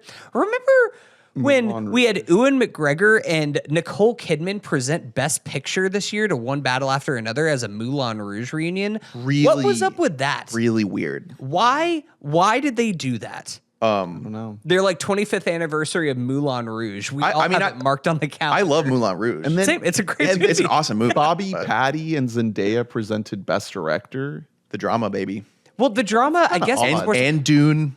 I am curious of like, It's like you're presenting Best Director. I don't know, man. Did it was A24 like really pay up for that one? I don't know. I don't know who Moulin Rouge is owned. I just don't think they could. They didn't get enough people to show up. Jay Kelly wasn't there. Why wasn't there a in memoriam to Jay Kelly's career? Well, I mean, he's still alive. He just wasn't there. Well, they should have just killed Jay Kelly live on the show. I will say, terrible SEO for this. If I search Epic, yeah, that's it's the Epic Game Store. Well, if I search Epic Movie, did you search it with a little I and a big? Yeah, you gotta go capital E, capital P, little I, capital C. Baz, you are on thin ice, buddy. He is so crazy with it. I want to look up the Elvis movie. All I'm seeing is the Epic movie, the the parody film that we reviewed. Epic : Elvis Presley in concert. It's right there in the full title of the name. Baz Luhrmann is just like, there's no filmmaker like Baz Luhrmann. No. Like, he truly is a one of one. My guy just loves musicals. He hates Colonel Tom Parker. He's like, it's like if David Fincher were like crazy flamboyant, but they both love the technical, like doing insane shit with the camera. You know what I mean? Really, really weird stuff from our guy Fucking Baz. Tom Hooper wishes that he was Baz Luhrmann. I'll say that. Tom Hooper wishes he was anyone except for Tom Hooper. Tom Hooper. He would take anything. Did you want to do a quick Florida Film Festival preview before we wrap? Should we do it here? I mean, we're gonna have to do another one right when it's starting. We're a month away from the Florida Film Festival. We're gonna be covering the festival, and we got a chance to check out the lineup a little bit early. I think it's on the website now, so the full lineup. Yeah, so we can talk cool. about. Yeah, so let's describe what this was. So you show up at the local Enzian theater. There's a little welcome reception. They're giving out popcorn and a sample of a little cocktail, a little gin cocktail. And then, the whole gang is there. The executive director, the program director, and they introduce the program. And they start out by giving like the top level items, the big ticket items. And then we sit and watch a trailer package of almost everything. It ends up being like kind of half of the selection because there's a lot of films. Yeah. A lot of shorts. So they did not show, I was going to say, they didn't show trailers for all the movies. We did see trailers for a lot of the shorts and everything like that. Should we talk about some of the big spotlight films that are coming? I mean, you put together, so we're taking notes on our little papers, but you put together like an actual power ranking. I tried to go through and I tried to make my schedule today, like very thin in pencil, and it kind of stressed me out a little bit. But movies that the general audience might be aware of, probably my most anticipated movie is a film that played at Telluride and I think TIFF last year called Tuner. Let's just say real quick, the first round of movies we're going to talk about are called Spotlight films. Yeah. Which are bigger movies They're that not are out in of competition. Yes. Yeah. In competition will be the next section we'll talk about. That's like the narrative feature category. And then there's a documentary feature category. Right. Those are like kind of the big ones that, based on what we saw last year, were some of our favorite stuff that we saw. Right. And in terms of being able to talk to the talent, the filmmakers, it's a lot of what's available as well of people trying to promote their stuff. But yeah, this first one you mentioned, Tuner. Yeah. This looks like the best movie at the festival. This movie looks sick. It got like a ton of buzz at TIFF and at Telluride last year. It is basically the premise of it is there's a guy who basically has like perfect pitch. Boy from White Lotus. Yes. Blanking on his name. He has perfect pitch and he gets hired to do a job for picking locks for safes. Because he can basically he can put his ear up to it and he can hear the exact pitch of knowing how to unlock safes. That's great. Say no more. It looks like it has a lot of whiplash to it. Yeah, it's like Chazelle meets Scorsese meets De Palma type energy. Evans to Betsy. Looks really fucking cool. Hoffman? Maybe a little bit of Thief in there. I don't know. I'm here for it. Yeah. That looks really sick. A big one that was a little bit of a surprise is I Want Your Sex. The new Greg Araki film that made a ton of noise at Sundance. This is the guy who made he's made a ton of really awesome movies. Mysterious Skin, I think. Mysterious Skin, I think, is my favorite of his films I've seen. I haven't seen any of them. Mysterious Skin is a perfect movie. That movie fucked me up. Huge hit at Sundance. This is starring Olivia Wilde. Really interested in this one. Greg Araki makes some really I don't want to call him divisive, but he makes movies that are challenging. So that's going to be a really fun one. A big one for us, for our group right here. Over Your Dead Body, the new Yorma film from Lonely Island Heads, written by the boys from Britannic. Our boys that we have had stock in since 2011 at this point. They're cashing those checks. They got a couple movies coming out this year. I genuinely, we've always kind of they've done stuff since then. I think one or both of them were on SNL writing staff for a minute. They both were for a year or two. But yeah, they were producing pretty polished YouTube sketches back when all those guys became huge. So good for them. There was a good piece on them that was really hyping up because they also have a pizza movie coming out soon. Which they directed. Yeah, which seems to be a really fun kind of stoner college comedy. And then this, which we didn't put together until just recently, that Yorma, I knew about the movie Yorma has been making because it's the reason that he was unavailable for so many Lonely Island Seth Meyers podcasts. Because they made this in Europe. This better be good. Yeah. He missed a lot of pods. Because they made this overseas in Finland, I think. Yeah. Because it takes place on a remote cabin. It's Jason Segel, Samara Weaving, Timothy Oliphant is there. It's essentially a couple that is trying to reconnect on vacation, only to find out they have plans to kill each other. Yeah, should be fun. Trailer look kind of fun. It I mean that's a premise that can the quality of it can range anywhere from slop to greatness. It just depends on the script and the direction. Yorma hasn't necessarily directed anything incredible except for MacGruber, which is incredible. But big thing for us though, Yorma will be in person. He will be at the Enzian Theater in Central Florida. Promoting his film. Yeah. So I wonder how he is physically because he severely injured himself. He's been recovering, but he broke his whole pelvis and shit. Oh my God. Yeah, it's been a wild listen on the Lonely Island Seth Meyers podcast. God damn. High recommend. There were a lot of episodes that he like insisted on still joining, where he was like on so many. He was in the hospital on a bunch of episodes. He was on pills. Was this during production on this film? I think after. Oh, okay. I believe so, just based on. I think after, because he's still like recovering. And it happened to him when he was like in America. He fell off a ladder. Oh, So hope he's well. guy. Maybe we'll ask him about it.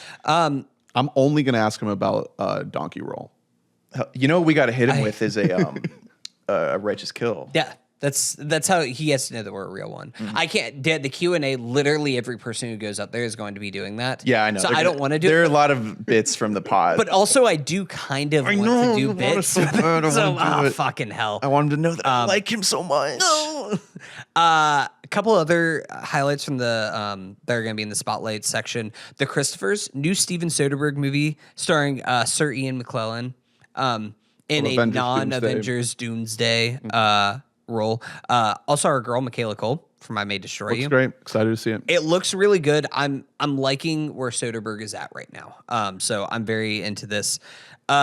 Poetic License, I'm intrigued by. For people who don't know, this is a movie by Maude Apatow, Judd Apatow's daughter, starring Cooper Hoffman and Andrew Barth Feldman. Looks like it has a lot of Apatowian comedy to it. Really intrigued by this and the potential that it might have. Is she Andrew maybe Barth Feldman, great in the J-Law movie, No Hard Feelings. Oh, he was awesome in that. maybe some is she the new Sofia Coppola, but for like comedies that are too long? Here's the thing. No, you know what's so funny? I took a look at the runtime, 117 minutes. So we're sub 2 hours. But it's still pushing it a little bit. It's not 90 minutes either. So, we'll see. I'm intrigued by that one. Obsession, new Blumhouse. You sounded a little bit more hesitant on this one. Because I saw Wolfman. That was over I'm a year so ago. out on What's the connection? Not It's Just Blumhouse? Blumhouse Not same director? No, I Well, just- Blumhouse makes different has- shit. They make a Stink. ton of They shit. make wildly varying. They also make When was the last time they so made many anything movies. good? Hold on, you asked that question. I didn't look it up. I I'm going haven't on seen the Black Blumhouse Phones. Productions wiki right now. Drew Vamp for us. I mean, Get Out was like 10 years ago. I'll just move along on this list. So, Hunter, you wrote, I swear, parentheses, Tourette's movie that made noise, parentheses, literally, at the BAFTAs. Do you think you had to say that? That was a note for me. I wasn't expecting that to be read aloud. No, so to be honest, these notes, I originally actually sent them to Gaia because I was like, here's like something like a little one like sentence pitch for you. I mean, I and I appreciate knew it. if I said that, then she would immediately know what movie that I meant. But thank you for sharing that with the audience as well. Oh, no, Ernest. Okay, so here to your point about other Blumhouse movies, they also made Five Nights at Freddy's 2, which is the worst movie I saw last year. They made Black Phone 2, which I have not seen, but I like Scott Derrickson. And then they made The Lost Bus. You liked The Lost Bus. I didn't see it. I thought you liked it. I heard it was good. They made Megan 2.0, which was reviled. They made The Woman in the Yard, which sucked shit. And you have so to scroll maybe. pretty far. Hey, they made on Speak this No list. Evil last year. Did they just get? I did they? enjoyed the Speak No Evil. Do you think they just got poached by like Monkey Paw? Well, so the problem is they kind of spread themselves thin. Since they became like, they're in a weird spot because like a lot of their bigger ones are technically Universal Pictures releases through Blumhouse, but then they'll sell off some stuff to like your Apple, to like your Sony Pictures in some instances, Amazon. I would just imagine like they in that particular space there wasn't a ton of competition when they were peaking. Like 7 years ago or whatever. Yeah. And now there's plenty. Yeah. Like people realize that that's a very very lucrative space. Obsession looks a little bit more in the neon A24 horror space. So I'm intrigued. Could be a bit of comeback. I scrolled all the way back to 2020. The film The Invisible Man. Good movie. A good movie. It's a really good movie. I swear. Yeah, I don't know about that one. I'm interested in it. Are we allowed to watch that? The thing is that before BAFTAs, I actually did hear that it was really yeah, good. I'm sure it is. And it says BAFTA award winner on the trailer. And it's just like, man. Maybe if people, Maybe we don't want to remind people of that, but maybe if more people had gotten to watch it, we'd have a little bit more fucking empathy for this guy. And I will say, who can't control what he says. I also blame the BAFTAs more than I blame the movie for that instance. Like you knew It honestly, it looks like a good movie. It looks like, it looks fun. Normal. The Odenkirk punchy movie. Mm-hmm. You know, another one of those. By punchy, do you just mean like it's like Mr. Nobody? He punches. It looks like Mr. Nobody, except he's not Mr. Nobody. He's Mr. Normal. That's that real big leap. There's also a Toronto Godspell doc featuring like about the production of Godspell. This trailer was really funny because all it does is just cut to a bunch of famous people, and then the Chiron is like was in the cast of Godspell.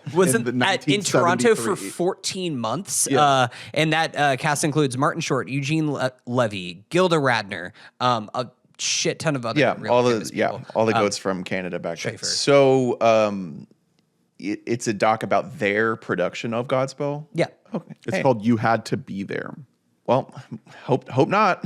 I think the whole point of the film. That's not going to sell me on the movie. Oh, you had to be there. I think the whole point of the movie is that there's no recorded evidence of that show. Oh boy. So that'll be interesting for a documentary. Yeah. Where we have to watch. Is it just going to be them talking about it? I mean, listen, all these people rock. So yeah. I believe that it'll be interesting at the very least. There's a few narrative features that got me really excited. So this is the stuff that's actually up for like the big awards that they give out at the end of the festival. This is where we saw It Ends last year. Favorite movie of the festival last year. Really great film. Is there an It Ends in here in this list? There could be. There could be multiple. There's a couple that I think do have a lot of potential that I'm really interested in. The first one is that I highlight is If I Go, Will They Miss Me? Really cool trailer. This played at Sundance and it got some noise out of there of like could this be like an A24 acquisition in the way of like a Waves? Definitely gave a lot of like Trey Edward Schultz kind of vibes. Kind of dreamy. So I'm into that. Yeah. That's kind of my MO. Honestly, reminded me of a movie that we saw at Tribeca a few years ago called God's Waiting Room. Yeah, a little bit. That was another kind of movie that reminded me of. Set in the South. Yeah. Danielle Brooks is in it. Yes. From Color Purple. Yeah, that's probably the biggest notable actor in that one. A movie called Junkie, which looked real as hell. Yeah, a little too real. It looked like it was like, oh man, did they get actual junkies to be in the making of this movie? Trying to steal shit to get a fix. Goddamn. Let's go. It looked really going cool. for a comedic tone, definitely. Trainspotting. But also it's like you can kind of feel like they just got the real people that reenact their lives. Maybe? Especially there's like a main actress who's in it, but then some of the peripheral characters that you see in there, I'm like, I don't know if those are actors, man. Yeah, it's like Nomadland, but taking advantage of even more impoverished people. They just it's a look. And like honestly, if it's like all actors, then like bravo to this fucking team of like the makeup and everything. Because somebody who has been around extreme drug users before in the past, it's like, oh, they might have nailed it here. It looks like a micro budget production. Mm-hmm. So I don't think that they had a big budget here to put a lot of expensive honestly talent. Sounds cool to me. Yeah, I'm into that one. Damned If You Do. Is it spelled? Did you spell it right on here with 2 M's? Or no, that was definitely a typo. I was hoping it'd be about like we're looking maybe beavers. It's like hoppers. Damned If You Do. Sorry, my thing went away from me. So big thing for me. It has a cool premise of just a group of 3 friends who like sell their soul with the contract coming due on their 25th high school reunion date. It's starring Drew, your favorite, Kate Siegel, Mike Flanagan versus Fame. Oh, his wife. Yeah. Oh, and girl. Mike Flanagan himself, who plays Death. I'm here for it. It sounds sick. Did I go to the bathroom during this trailer? No, they didn't show the trailer. Oh, okay. Yeah, in your This is fucking one that- pants. Got so excited. This is one we didn't see a trailer for. Just like this was a black script movie that I think like as soon as I was reading, Blacklist. I was like, or Blacklist, sorry, black script movie that or black. You did again. Sorry, we've been potting for too long. Blacklist movie that I did hear like some noise about that got buzzy and got picked up last year or 2 years ago. That one sounds cool. Sylvania, our starring girl. Carrie Bichet. Hey, you met her. You met her in an elevator, and you said, "Keep going." If I You said, "I can't wait to not see you in a movie for a decade." If we can you'll get come her on on my the pod, podcast. I'll ask her if she remembers me and why From she that didn't keep elevator, going. she's gonna like be like, Ernest, Ernest. I didn't keep acting. I just wanted to hang out and chill. I don't know. I don't know back. anything about this movie, but yeah, man, it's our girl Carrie Bichet. So this podcast famously started as a Halt and Catch Fire podcast. So here to support her in all things. Something We called should ask her Sender. about how she feels about a golden scoot hog. Oh yeah. It should be like Tell her all about it. Hey, when was the last time you talked to Shitty? I mean, that's an icebreaker at least. Hey, so our podcast, it kind of started Before in this we weird talk space. about your movie that you're trying to promote. Hey, do you want to see our superimposed golden scoot hog that we give out for our best of the year? I feel like that would be like. Carrie, would you like one? Would you like a golden scoot hog to take home? So I realized I got it mixed up before. Sender, that was actually the Blacklist script. Damned if you do. starring Britt Lauer, but starring our girl of Britt Severance. Do not look up Britt Lauer's husband and what he has allegedly done. Woof. Lauer. Oh. I don't know. He's I'm like not he's like familiar. a big time hairdresser who has so many allegations. Oh, yikes. Okay. Britt Lauer, good actress. Britt Lauer, good actress. Also, the girl from Love Lies Bleeding, Anna Baryshnikov. Oh, Yeah. nice. So I think you got that name right, actually. thank you. Also including Ray Seahorn is in here. David Dasmalkian. Oh, yeah. Yeah. They should So have showed this trailer. produced and co-starring Jamie Lee Curtis. I don't think that they have a trailer for it. Maybe it sucks. I'm here for it. After Mr. K last year, you never really know. Well, that wasn't in competition. That wasn't in. Yeah. Yeah, that was a spotlight. What wasn't?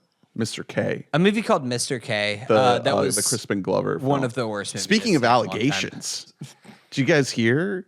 Does he really? Yeah, that's one of those where it's like, yeah, I know, but You're not surprised at all. I made no money on my Kalshi bet, which Yeah.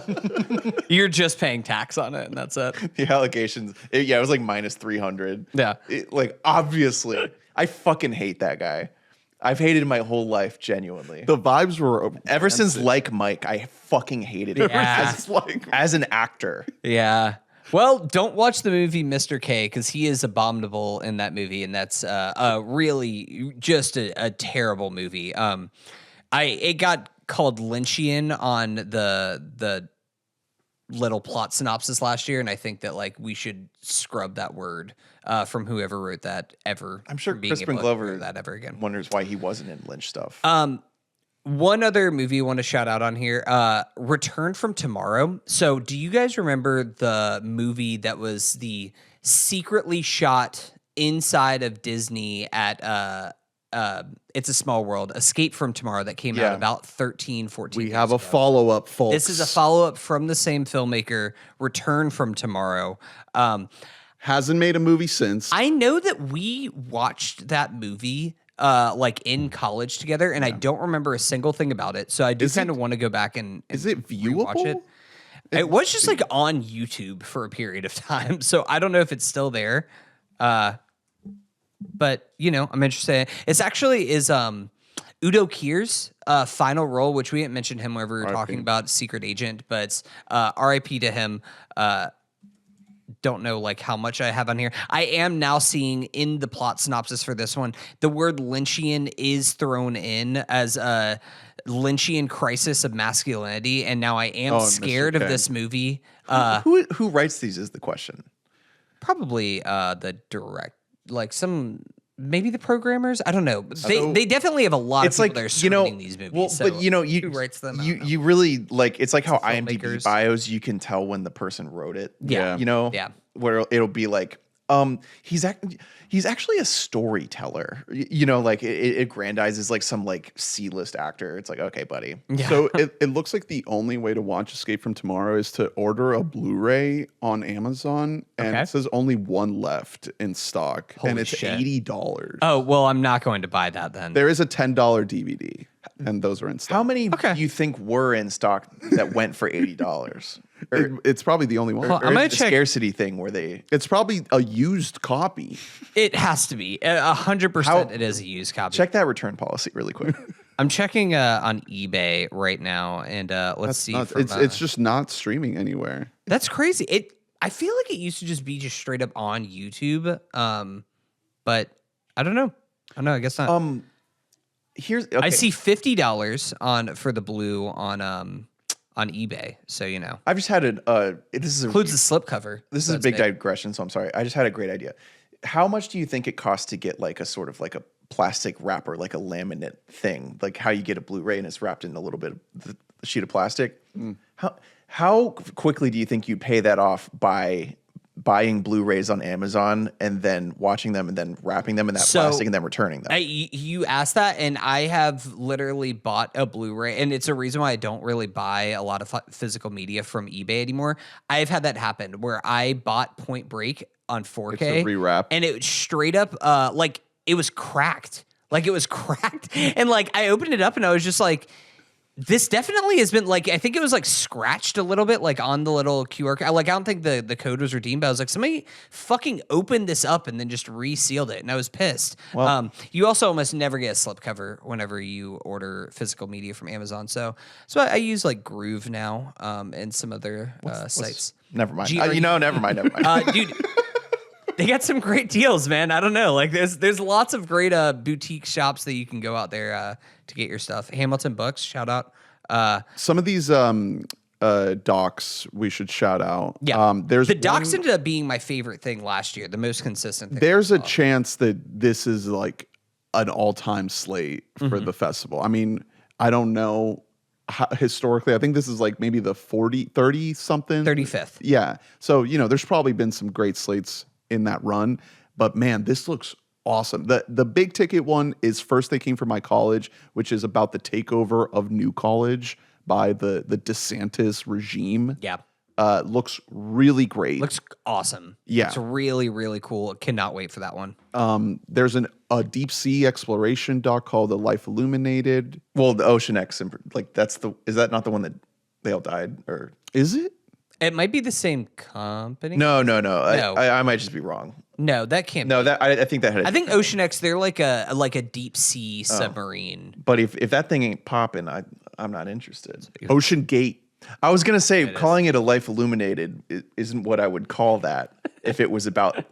Yeah, It's funny that it's called Ocean Gate. It's like it's what you'd call that incident. Ocean Damn. Gate. It's just right built the into name the of the name. company. Yeah. so many omens happen before, like that. I don't, that's all y'all's fault. There's a Punky Johnson SNL documentary about her time there, her struggle being in the cast. Things didn't go great for her on SNL. It looks like it gets very real, very, very raw. There's a SantaCon documentary. I'm excited for this one. That's great. It's one of those phenomena that like it's just been sitting there for someone to make a doc. You know what I mean? Yeah. It looks like a really well done, lots of archival footage. It reminds me, it gives me a little bit of inklings of Wing Bull last year, where I'm just like, this is just going to be just a great fun time to see a documentary. Like, I know it's going to be a despicable romp. people. Yeah, it's just going to be a good romp of a time. School for Defectors is another movie that I'm really interested in. This is from Jeremy Workman. This is his follow-up to the movie that ended up getting some solid buzz last year, Secret Mall Apartment. Did you guys ever see that? I heard about it. Yeah, Didn't see it. that's an extreme like Reddit today I learned like Wikipedia article. Yeah. That's a documentary that like I think the filmmaking is like pretty good, but it's like more so just the subject matter is incredible. Subject is everything for documentaries. Yeah. That's probably why it's a lot more stable of a category for like a regional film festival. If you can just find a great subject, then you got it. This one is about a group of defectors from North Korea that moved to Busan, South Korea, and start go to school there, focusing in on these kids looks really interesting. This is another one that we didn't see a trailer for, but just reading about the plot synopsis got me intrigued. There's a couple loosies. They have these kind of random categories that they throw things into. It's like specialty categories. There's a Butthole Surfers documentary happening. Oh my Dane, God. where you at? Dane, get down here, buddy. I'll give you a press pass. Yeah. And the shorts, I was kind of surprised.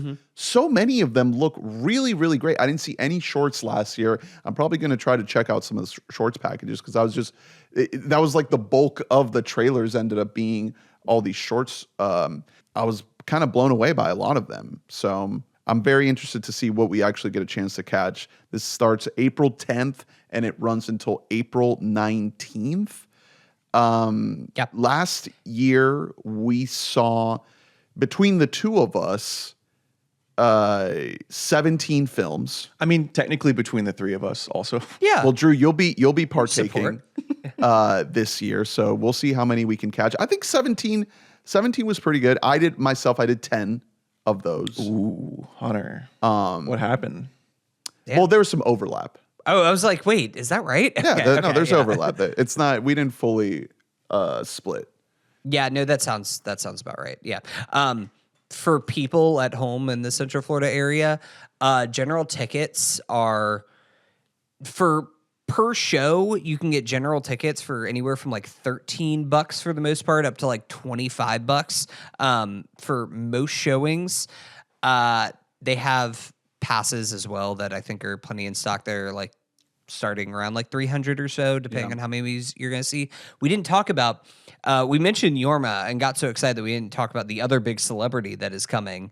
And that is Marissa Tomei. My cousin Vinny. Showing a screening of My Cousin Vinny and then doing extended Q&A. So that one also is going to be really fun. Yeah, An evening with Marissa Tomei. Right, Yeah. exactly. They always do like a special one of those as part. And they're teasing another celebrity There's another appearance. Saturday night is still a TBD. Yeah. And we heard it's a big one, but they did not reveal who it is. They said it'll come in the next week or so. So keep an eye That's out really for that. fun. It's like a music festival, but instead of like Pixies, it's like Paul Giamatti. That would rock so Sideways Night. I would be so there. They also have these secret screeners. I think they did 2 last year. They'll probably do 2 this year again.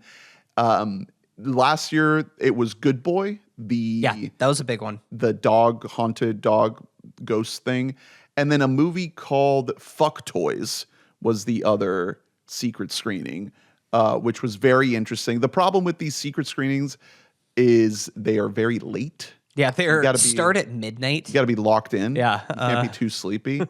But that's kind of the grind of this is, you got to be locked in for a lot of times. And there are a lot of late night screenings. I saw some of the weirdest movies, like www.rachelormont.com is a movie that I will never forget. Very strange movie. And that was a midnight screening.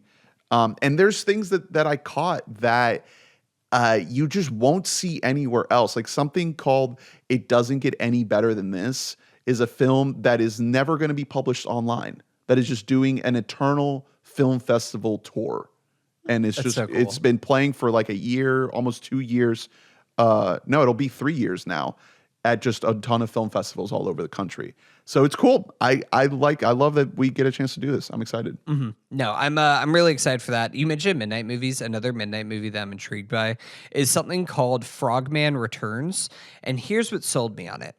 This the filmmaker Anthony Cousins, his last film was called Every Time We Meet for Ice Cream, Your Whole Fucking Face Explodes is the name of the movie. And so I want to see whatever that guy's cooking. I'm here for that. Is this like one of the members of Hot Mulligan? And look, see, this is the only image that I see is the titular frog man. Well, and I'm into that. There he is. You're keeping me up late. that means the last title must have been literal too.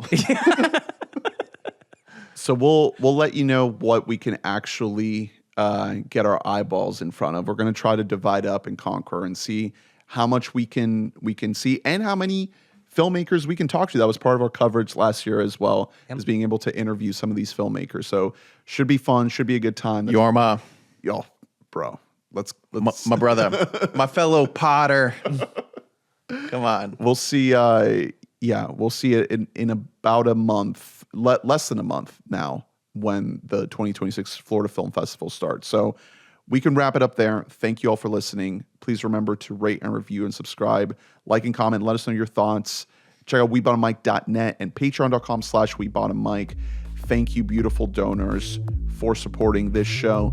Next week, back to Denzel from Mo Better Blues. Also, Project Hail Mary is out as of tonight. Oh, shit. And we're also checking out, speaking of Enzian, Nirvana the Band, the show, the movie. We're seeing it. Yeah, we're doing a full pod on that one. It's going to be a great time. Yeah. So stick around. We'll see you then. We love you. Bye-bye. Bye.